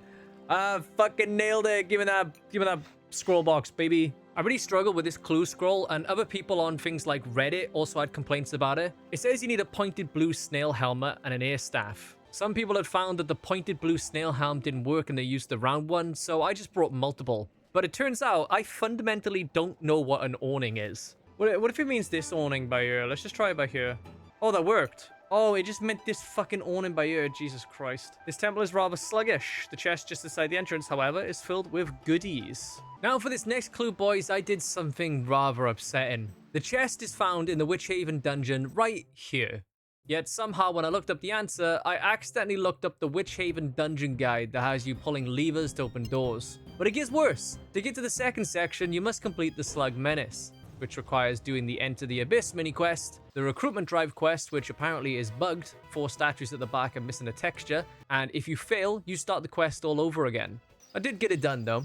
Funny that the quest required me to change my gender during this as well. If I was a woman, I'd look like this. But I would like to turn back into a man. It feels weird not having my penis. I'm back, baby! I got my dingly dangly back. Then I had to complete the Wanted quest, which had me teleporting all over Gilano, but I didn't record it because I played it on mobile in bed. Nice little relaxing evening, you know? And then the Sea Slug quest, which is kind of cool. The brain slugs from Futurama were mind-controlling sailors on a pier, and I needed to save a woman's son. Bro, she's like, I'm worried about my husband, right? Your husband could stand here, and your wife could stand on the shore, and you could wave to each other. Although I'm being pedantic, because the scaling game is obviously different to what the scale is implied. And finally, I could do Slug Menace, where I took the fight to the brain slugs to stop them resurrecting their queen. But I had to use melee combat during this one. I couldn't just rely on ranged. There's a gap in my belly. I have a gaping hole in my body. I'm not sure how much longer I have left to live. Anyway, I ended up coming way overprepared because I absolutely stomped on that slug. Oh, this is awkward. You're so weak. Oh my god, gross. It's just a woman's body being slung around by a fucking sea slug. And then when I finally was going to finish my clue, I realized I didn't have to do any of that. Oh, don't tell me that was there the whole time. Oh no, oh, god damn it. 40,000 coins? Nah, reroll. I can't reroll. Oh, god damn it. It is what it is. We're getting close to the end game now though, boys, and I needed to get my range skill up. One of the things we could do was AFK train on these Pyre Fiends, but these were hitting me quite hard, and I later found out a much better way. At 60 ranged, I was going to buy the Dragon Crossbow, but at 3.6 million GP, I was going to need a lot more money, and that's when I stumbled upon wheat. Yes, wheat. Despite it being something that any RuneScape player can pick up anywhere at any time, it's worth 1,621 gold on the Grand Exchange. About 4,000 wheat gets traded every single day, but I still did a test run to sell 14 wheat and they went immediately. So I got to work. I couldn't believe I was doing this because it brought me back to days when I was like 15 years old picking flax in order to try and make money. This was such a boring and mundane task that I actually gave up at 500 wheat. And when I went to sell it, it didn't sell. No, I'm just kidding. I tried to push my luck to get more money, but selling it at the day's price, it went immediately. But was I going to do this again? Hell no. I had one more money-making venture in mind, and that was selling bronze bars. I had the bronze box, which could store 120 copper and 120 tin, meaning it would remove 5 bank runs entirely. Bronze bars sell for 2,205 gold. Obviously, this is not a lot more than wheat, and wheat is much faster to pick, but at least I was doing up a skill, and I didn't want to die doing it. But you know me, I still had to work out the value per hour for the bronze bars. It takes 15 minutes and 38 seconds to mine all the copper and tin and smelt it into bronze bars. This comes out to 1,466,000 gold an hour. Once again, it's not a crazy moneymaker, but this time I'm actually putting up my mining and smithing. Let's see if I can sell all 1,001. Oh no. Oh no. I couldn't really understand why these didn't sell because there was over 100,000 bars being sold on the Grand Exchange every single day. But they did sell eventually, it just took a whole week. On my many travels to Varrock, I finally decided to talk to Maid right next to the lodestone. And she gives you rewards for completing quests, one of them being these magical dice. It outright gives you 250,000 gold and a random item from a treasure scroll. I had 4 dice waiting for me, so not only did I make 1 million gold straight up, but it gave me 4 items also worth in the millions each. So I sold them all, as you'd expect. But this was great because I could now use this money to try and get my prayer up. We were not going to be able to do any bosses until I had 43 prayer at the minimum. 43 prayer gives you protect from melee, ranged, and magic. It cuts the damage you take from each of these by 50%, and it is a really handy prayer to have. I started with incense sticks, which I would make myself by cutting down oak trees and then just buying the impious ashes, but this was kind of slow, and I hate losing money. So I shelved prayer for a later date because I actually came up with a good idea to make my prayer go up and also not lose money. But until then, the housing update dropped. So this is what I've managed to build. You now have complete freedom to build rooms anywhere, but connecting them is a bit finicky when you want to mix and match shapes. I can't build this room here because the hallway up above intersects with the doorway. Even though I can turn that doorway into a wall, it does not matter, you can't build it. It's still an insane improvement over the old system. I mean, remember what I said earlier? Although I did have a real huge shock when I entered my player home because this just looked like old school RuneScape. Finally, player housing had been updated to RuneScape 3. And I also messed around more with this later. Though while I was cutting trees to get planks, I actually got a mimic kill token. I didn't really know what it was, so I just used it. I was combat level 70, so I just tried the second hardest difficulty. And this fight actually shows the direction that RuneScape 3 went in with combat. Safe spotting is still a thing in RuneScape 3, but the big focus now is actually movement. Bosses will do abilities that will require you to move out the way, otherwise you take chunks of damage. And this fight was my first indicator that I would actually have to get good. Oh shit! Guess I wasn't quick enough moving there. The music is kind of wild. Oh, I forgot to move. Alright, he's 10% of the way. Go, go, go, go, go, come on! Nice. Oh, the tick rate in RuneScape is scary, man. RuneScape runs on ticks. Each tick is exactly 0.6 seconds, which is 600 milliseconds. Best way to describe that, imagine playing League of Legends with 600 ms. However, that doesn't mean every click you make takes 600 ms to register. The game server is always ticking. Imagine a metronome swinging left to right permanently, and you click when the pendulum is halfway. That means your input will go through once the pendulum reaches the side, which would only be 300 ms. Oh, I got 30 seconds left, boys. That sucks, I'm halfway there, dude. Oh, so you can do it again, no? I guess I just gotta do it on beginner. Okay, he has way less health this time. Oh, easy game. Kind of wish there was an in-between, you know? Oh, I got 5,000 coins. Yay. Now, remember when I said I had a new money-making venture in mind? There's an item in RuneScape called the Keyring. And as you might expect, it holds all your important keys for you. I knew that to get the Keyring that I would have to do a quest called One Small Favor, but the name kind of baited me in. This has been in the game since 2005, and it is an exceptionally long quest. And since it hasn't been changed since old school RuneScape, we don't have to go through it, because I don't want to go through that again. Alright, let's go see our boy and finally put this quest to bed. The quest giver had originally asked me for red mahogany, which led us to giving favor after favor to the next person and the next person and the next person. But to the quest giver, he didn't know that. That's absolutely wonderful, my friend. Many thanks. What, that's it? Well, what were you expecting? I mean, it took you so long, I could have gone and got it myself. Look, I can see you're quite upset about this, so here, have this. 10,000 XP. in a level 30 skill. Here's what I'm going to do, boys. I'm going to get my prayer to level 30, and then both those lamps are going on prayer, dude. The main thing I did this for was actually the keyring, but now that I've gotten 2 10k XP lamps, that's even better.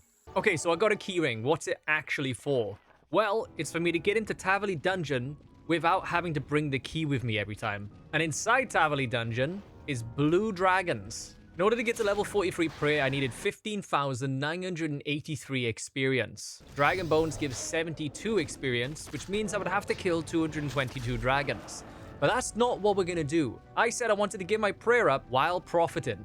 So I would kill these dragons for their bones, but I would only do it until my bag is filled with these blue dragon scales. And each of these sell for 2,411 gold. So I would kill blue dragons while I wait for these scales to respawn, and once I have a full bag, I'd sell them on the Grand Exchange, and then buy more dragon bones until I was 43 prayer. Now that I've arrived at the dragons, I've just remembered that I didn't bury all the bones in my bank. Okay, something cool I've just found out is that you can actually put the bones on the bar and just spam the shit out of it.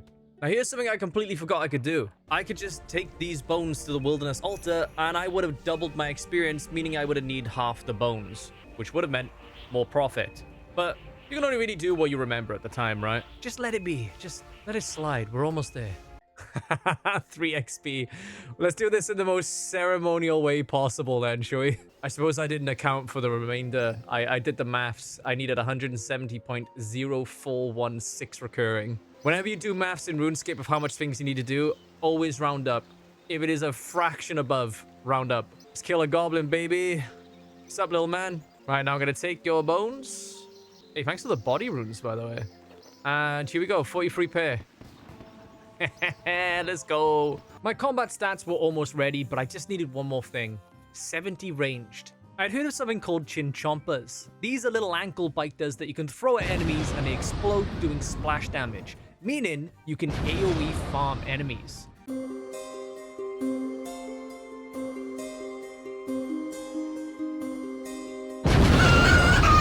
This was our unlimited animal death on steroids. Except it's not unlimited because each chinchompa cost 1,586 gold. I may as well be throwing my cash at the enemies. Except at 55 range, we can use red chinchompas at a far more reasonable price of 454 gold per animal death.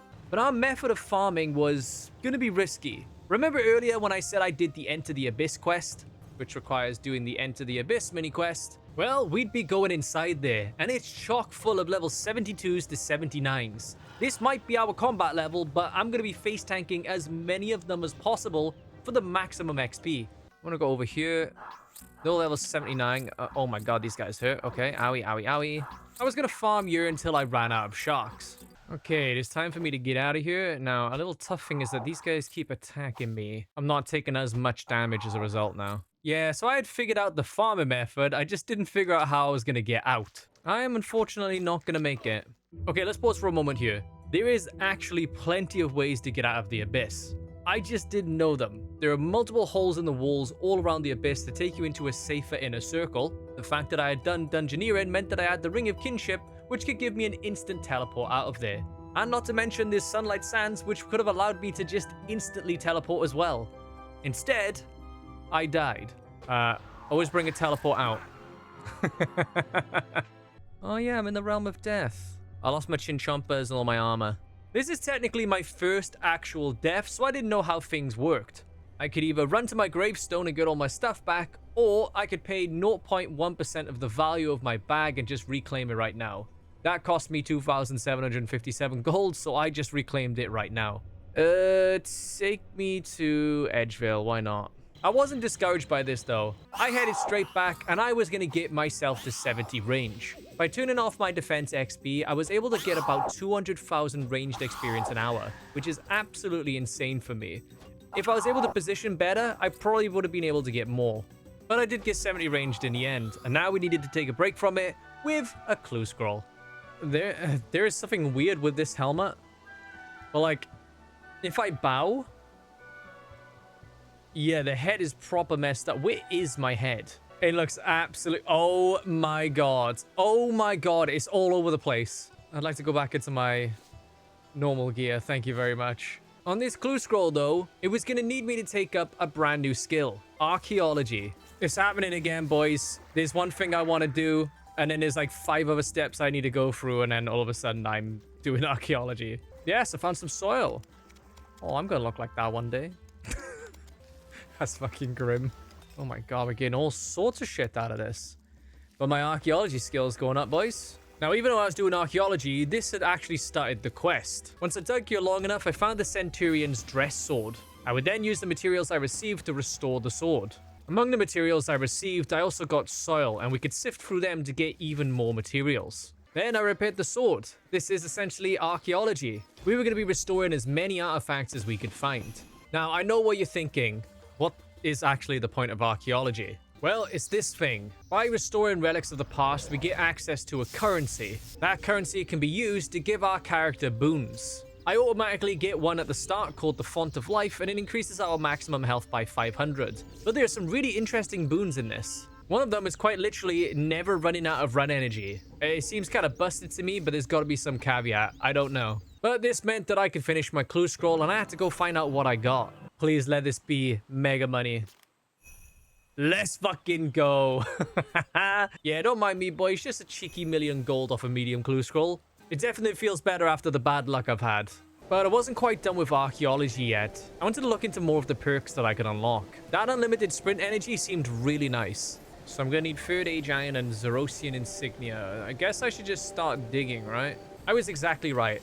I was going to need to dig at this dig site until I got any artifacts that I could repair. The one that was automatically given to me for this place requires me to be level 12. At level 5 archaeology, that's going to be a little while. And it was going to be rinse and repeat. Once I got a full bag, I could deposit my materials, and then I would go back and sift through my dirt. Eventually, I got my first artifact, the Venator Light Crossbow.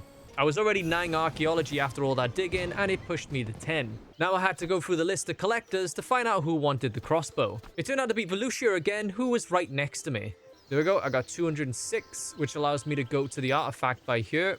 Double checking once again, endurance needed 2,000 chronotes. I only had 200 from doing that artifact, so I was probably going to have to do 9 more. My knee-jerk reaction to archaeology is kind of similar to how I feel about divination. It feels very isolated from the rest of the skills in the game. What you get out of these skills is really good, but they don't seem to interact with anything in any way. Now, I could be wrong, and that's why I was determined to find out more. And wrong I kind of was. Archaeology may not interact with many of the other skills, but it definitely interacts with the lore of the game. I unlocked my first mystery at level 12. Oh my god. These mysteries could delve into cultures, gods, fallen empires, and this one was about the Zerosian culture. It is actually crazy how long it takes to get rid of the debris in front of this. This is like the ultimate AFK skill. Oh, let's go. It's getting closer. Come on, man. I had forgotten I had received a soil box, so the soil that I kept getting was clogging up my inventory. Nah, man, my bag's full. I'm dropping the sand. The last time I took this ancient gravel, I actually got nothing. I'm gonna dig here until it's cleared. Thank you. I guess I could probably just use the Centurion seal on it, right? Wait, that's it? The mystery's solved? So even though I've solved the mystery for breaking the seal, I had assumed the prison break is going to be the next part, and it's going to be this. We will see though. While in here, I would still be getting the same materials, but with the addition of Samite Silk and White Oak. And of course, new artifacts to restore. This bar above my head is how long it's going to take until I get a recoverable artifact. At this point, I had another one of those crossbows, but the usual archaeologist wouldn't take it. She only wanted one. Turns out, there's another emissary that wanted it. I handed him the crossbow, got my chronotes, and it was back to digging again. I've received this thing called a pylon battery, and, well, there's a pylon, so I'm going to use it on it. I want to put in 1. Contribute some power to the pylon. Well, that didn't do much. Guess we're going to need more batteries. Liam at the door had been pining for my attention for ages, so I finally gave in. And he told us what we all could guess. Keep digging till we can figure out this door. Then upon reaching level 20, I got invited to another dig site somewhere else. This bar here above my head takes so long. I'd love to finish off this dig site before I move on. Eventually, I got a Zerosian training dummy, and when I fixed it up, it actually gave me more chronotes. which could only mean one thing. The higher the level of the artifact, the more chronouts you get, which meant that I left this area and started on the infernal one. As usual though, the progress to get an actual artifact takes ages. And when looking into it, it turns out that it doesn't get better in time. It's a fixed rate. The higher the level of the archaeology area, the longer it takes, and there is no way to speed it up except following the little wisp that goes between sites. So I made a new plan for my new plan, and I started digging in the level 5 areas to just get as many artifacts as quickly as possible. I wasn't really concerned about XP, I was concerned about the chronouts that I wanted. I can't overstate how long it takes to get artifacts in archaeology. In fact, it's so long, I actually just edited large chunks of this video while doing the skill. And despite there being bad luck protection in the game, I got the crossbow for the 3rd time instead of the dagger. When it comes to this dig site, you can only get the crossbow or the dagger, and you need 2 of each in order to fulfill that part of the collection. With a 3rd crossbow, it meant that there were no more collectors for it. And sadly, I had to put it in the museum donation bin, which only gets me 40% of the chronouts.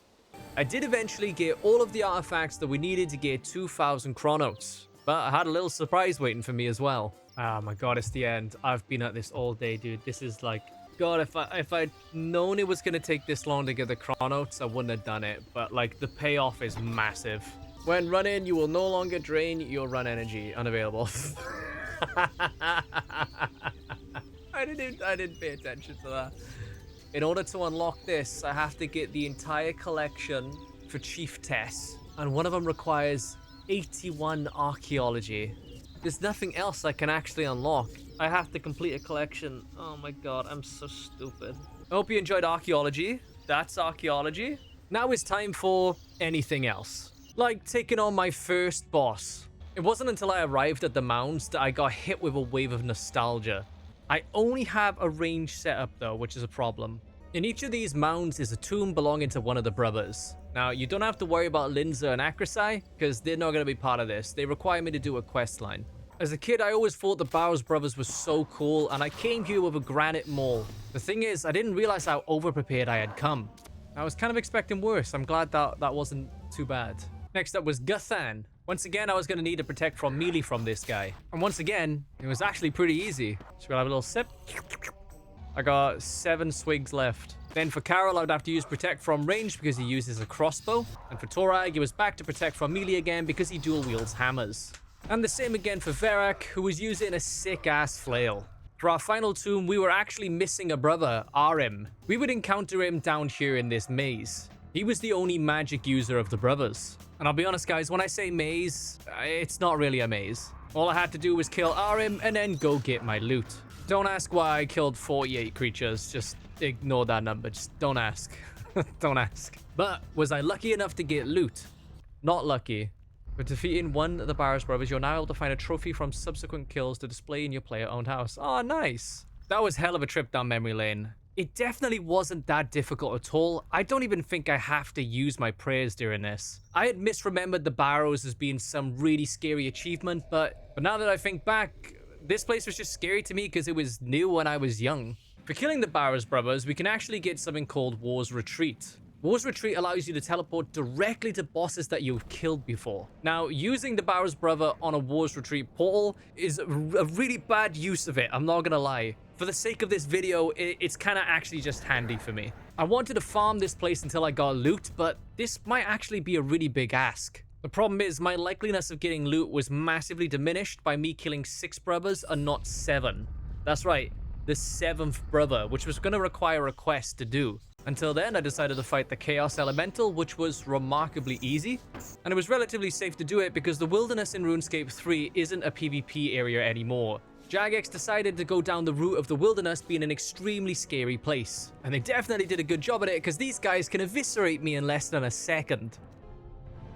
Rip a demon. Oh, jeez! Oh my god! Oh my... Oh my god. I took on a boss called the Giant Mole. The fight started off in this part of the arena, but after a while he would dig a tunnel and I'd have to go find him elsewhere. And I was really worried because this guy is level 230, which is 80 levels higher than the Barrows brothers. There you are, I see you. You can't get away from me, Mole.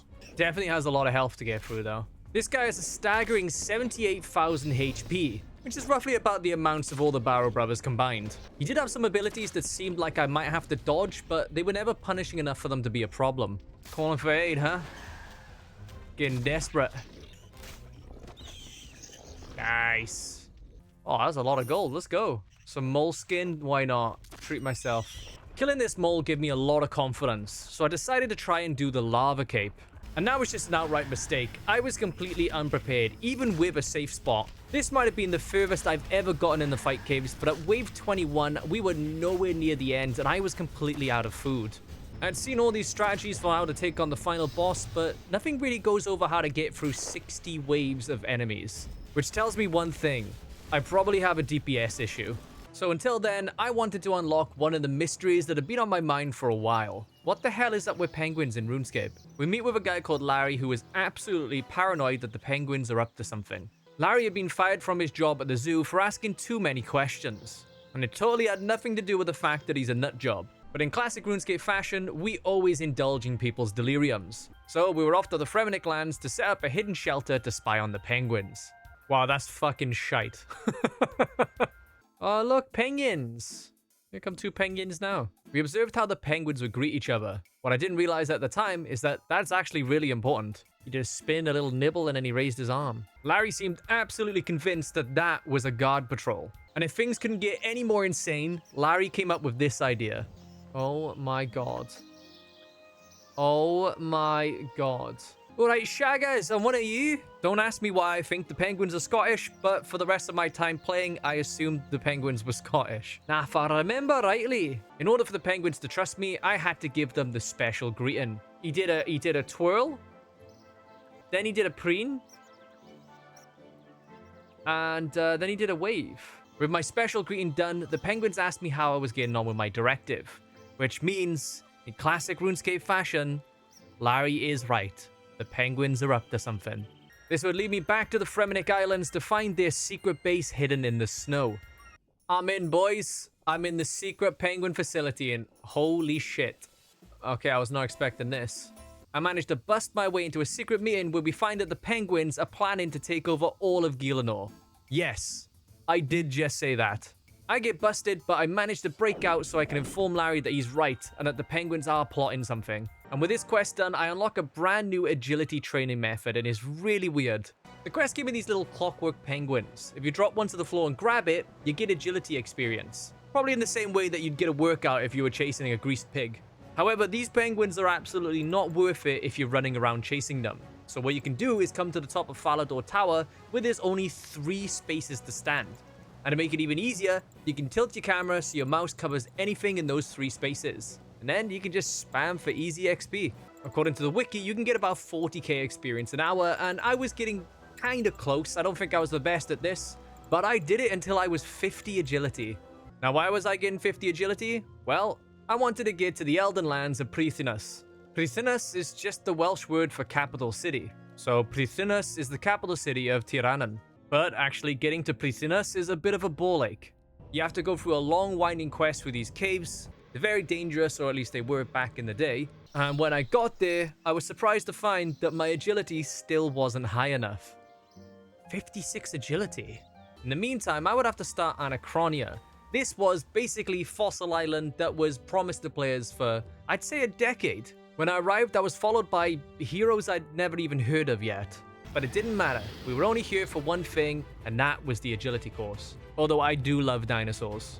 This has to be the longest agility course in the game. There are multiple segments to it, and to get even further you need higher agility levels. But I only needed to get a few levels because we were going to move on to another course very soon. And that was the Wilderness course. Now remember how I told you that the Wilderness is safe from player vs player? Well, in order to get high XP gains in the Wilderness course, I was going to need something called the Demonic Skull.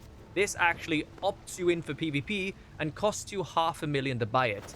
But the workaround for this was just to go on a low populated world, and I encountered other people doing the same thing. And now that I had high agility, it was time for me to get revenge on the agility arena. It's time to start getting some tickets and feel good about myself. Come on, tag it. Nice. And there's my first ticket. Let's go. I just had to do this 30 more times for the achievement. There we go. 10 tickets. Smashing this place now. Get fucked. After a solid 30 minutes of the agility arena, I finally got my 30th ticket. I did it, boys. I showed this agility course that I am its master. And what did I get out of this place? Not a lot, actually. Though it was all about sending a message to a feature in a game that has no emotion. Yeah, I really showed it. In the meantime, I picked up an important item that I think was going to help me a lot with the fight caves.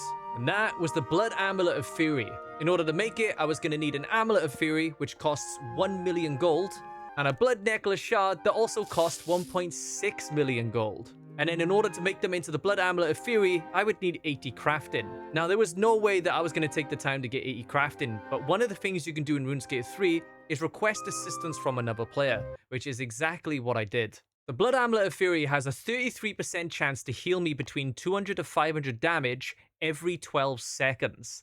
This was going to be massive for the fight caves. But I wasn't going to do that till I had better gear. So I kept grinding the barrows, expecting it was going to take me at least 60 odd runs to get an item. Except that it didn't.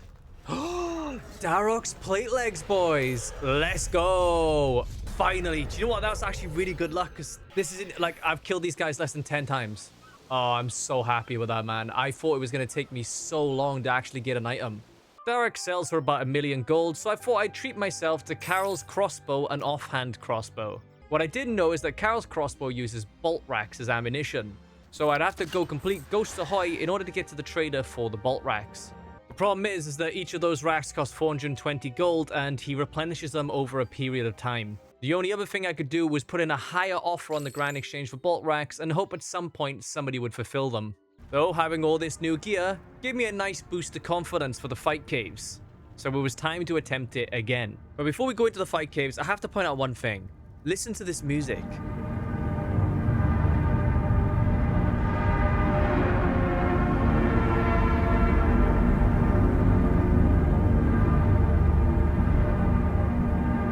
The music in this place is so backrooms coded. It actually kind of freaks me out a bit. Returning to the fight caves, there was a couple of things I had to keep in mind. The bats drain your prey every time that they attack you, so it's important to either safe spot them or just keep them in place somehow. Skek, even though it doesn't hit hard, I found that it actually consistently hits you, meaning it chips away at you quite frequently. But these would be the least of my worries, as you'd expect. Right, I'm on wave 11. I haven't had to heal at all. I have used one prayer potion though, and that's it. Okay, after this wave, I think it's the big guys, isn't it? But yeah, we're a quarter of the way there. Again, still haven't used food. I'm already further than where I got last time, and I'm still full on food. As difficult as it's starting to get, I still haven't been forced to do much. I've used 2 Sour-Doming Brews and 1 prayer potion. By wave 28, I had now used 2 sharks, but we were about to get a brand new enemy, and it was the mages. Oh, I just walked right into him. Good job, me. Oh yeah, that sucks.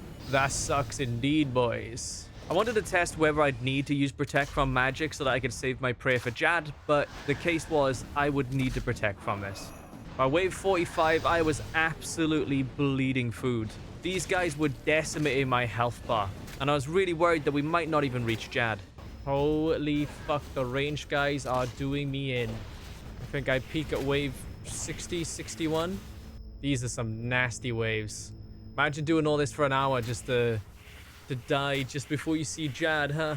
But believe it or not, boys, I squeaked through wave 62 with a sliver of health, and I managed to see Jad.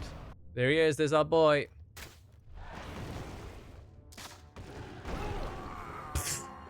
Okay. I thought when he did the I thought when he did the ranged attack, there was like a splash on the floor, but it's not. I got to Jad at least, boys. That was not a bad attempt, but I think my 62 defense was really holding me back here. The next time we would attempt this, I would have to do it with 70 defense and a brand new set of armor, because I didn't want to try this again and waste an hour of my life just to fail it. So first things first, I went and got myself 56 agility, and I returned to try and get my way into Pristinus. I love that this place is called Isafdar. Oh, sorry, Isafdar, which is basically Isaf is lower in Welsh, and Dar literally just means tar. Feast your eyes, boys. Isafdar. Remember how I said RuneScape's all about death, and this is probably one of the most dangerous fantasy worlds to live in? Well, the king is hiding inside this tent. So what am I going to do about that?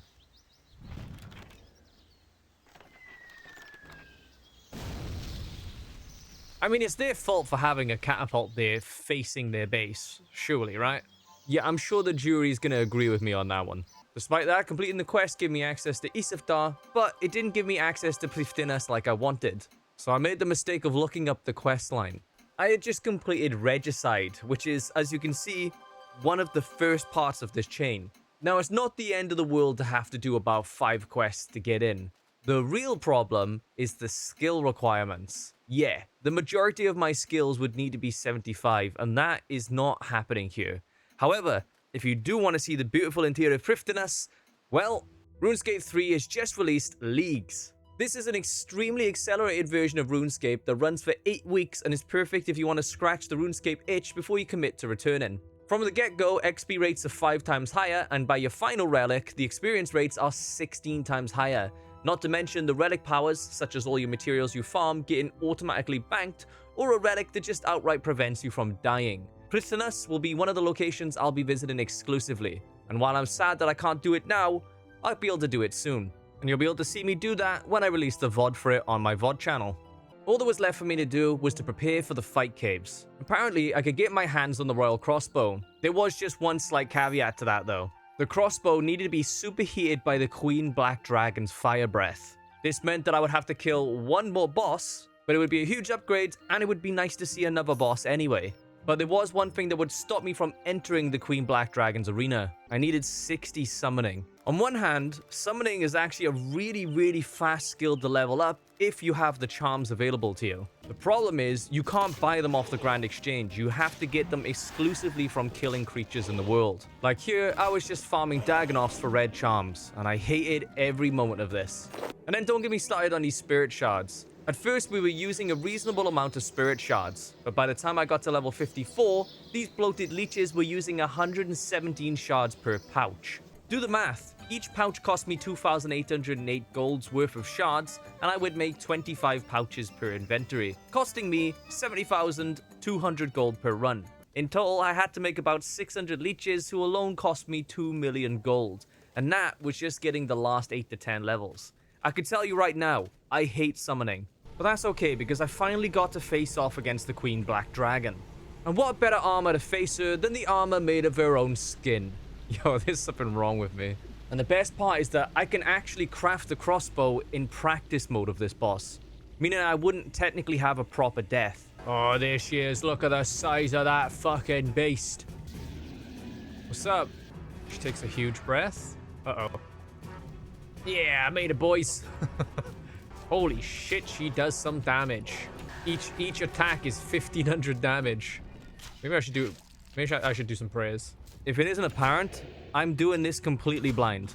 There we go. Lessen the damage a little bit. Yeah, that's the complete wrong prayer I'm using there. Okay, now we gotta kill the ants. Oh, they got a lot of health.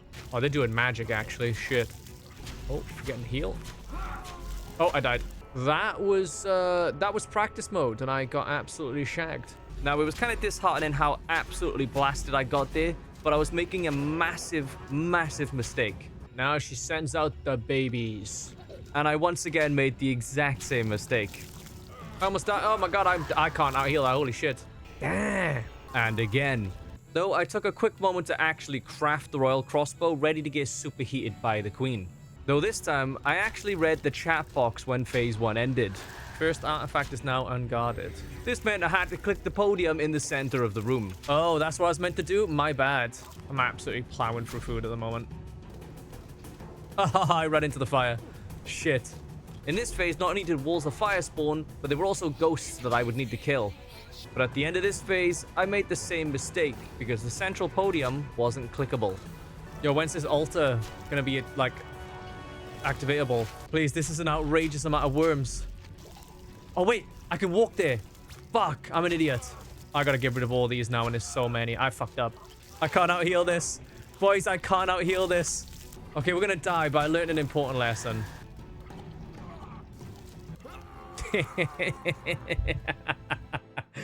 Oh, man, I didn't realize the shiny floor was, you know, safe.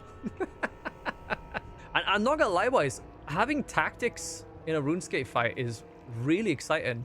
Oh, nice, I got her down. Oh, fuck, I was too slow on that. So this is phase 3, boys. Fucking hell, these hurt. That could have been better from me. That could have been way better, but yeah. Not much to say to that. And then here. Nice roll, he says to himself. Come on, we're almost through the phase. Then I pushed her into her final phase and hit the button. I wasn't sure what was going to be awaiting me here, but I was also completely out of food. No. No, I'm in the final phase, but I run out of food. I wonder, am I taking more damage on those platforms? I actually have no idea. Is it a case of like get on it, press the button, and then get off? I was really getting this fight down though. By the time I got to phase 4 on my next attempt, I had a lot of food still left over. To the point where I face tanked those firewalls just to hit the podium quicker. Oh, nailed it. Come on. And before you know it, I had her health bar down to 0. Hit the button.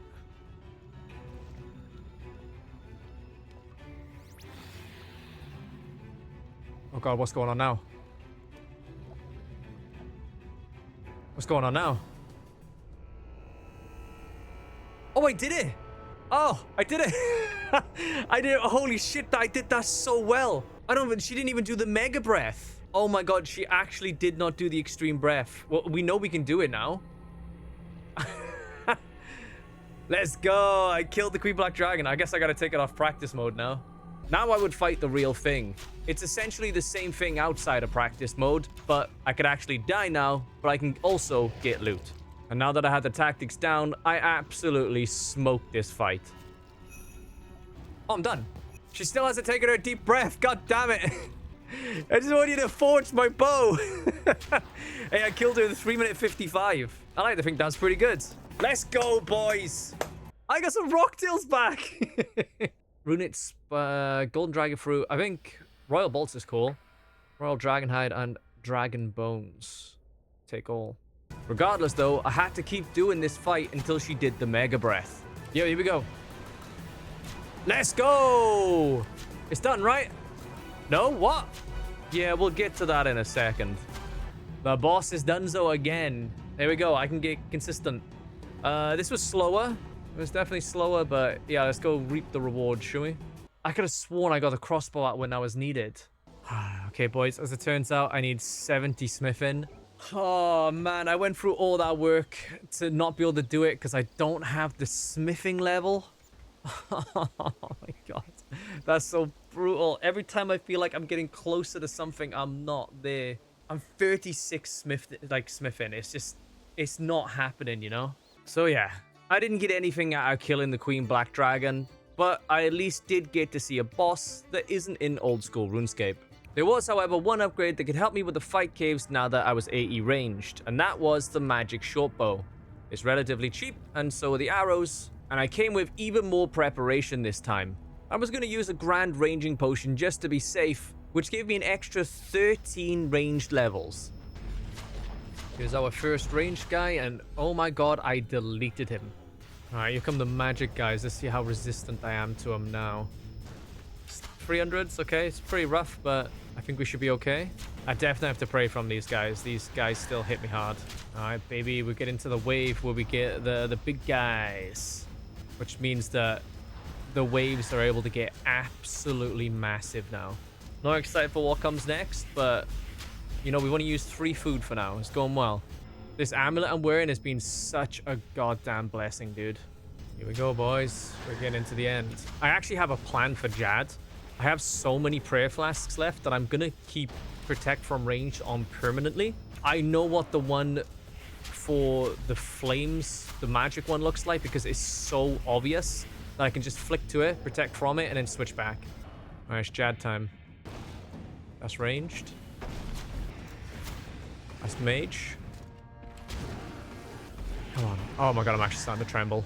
I'm actually starting to tremble. Oh, he's just doing mage over and over. Oh, dude, they're healing him. I thought I hit them. Fuck, I'm just gonna have to kill them, man. Oh, he's coming to me. Yes, yes, yes, yes, yes. So the other one's gonna unfortunately respawn. But he's still getting healed. I guess he's still in range. No, there's just this tiny little dude right behind him. He's just so small I couldn't see him. Come on, baby. That's ranged again. Ranged again. We got this. I see the fucking healer now. He's actually switched to me now. There we go. We've done it. Oh my god. We fucking done it, boys. Oh my god. My hands are trembling, dude. You even defeated Sokjad. I am most impressed. Please accept this gift as a reward. There it is. The fire cape, boys. And it looks just as low poly as in the original old school RuneScape. Oh god. Once you got the prayer flicking down with Jad, he's quite easy. I was so nervous, but we actually came out of that with just an insane amount of food, Grand Raging Potions, and prayer flasks. It's done. It is done. We have the fire cape. I've finished what I set out to do for this video. So what do I think of RuneScape 3 now with the changes? I actually kind of like it. I like these abilities. I like this revolution bar. I didn't do it manually during Jad because I was kind of worried that I might not be able to do prayer flicking and the abilities at the same time. But I do like the abilities. It mixes it up a bit. And that was 200 hours of RuneScape 3. What are your thoughts? Do you like the look of it? Are there skills and changes in the game that put you off? Let me know in the comments. All I can say is, I enjoyed this a lot. Thanks for watching. And maybe for the next video, I won't do something that requires 200 hours.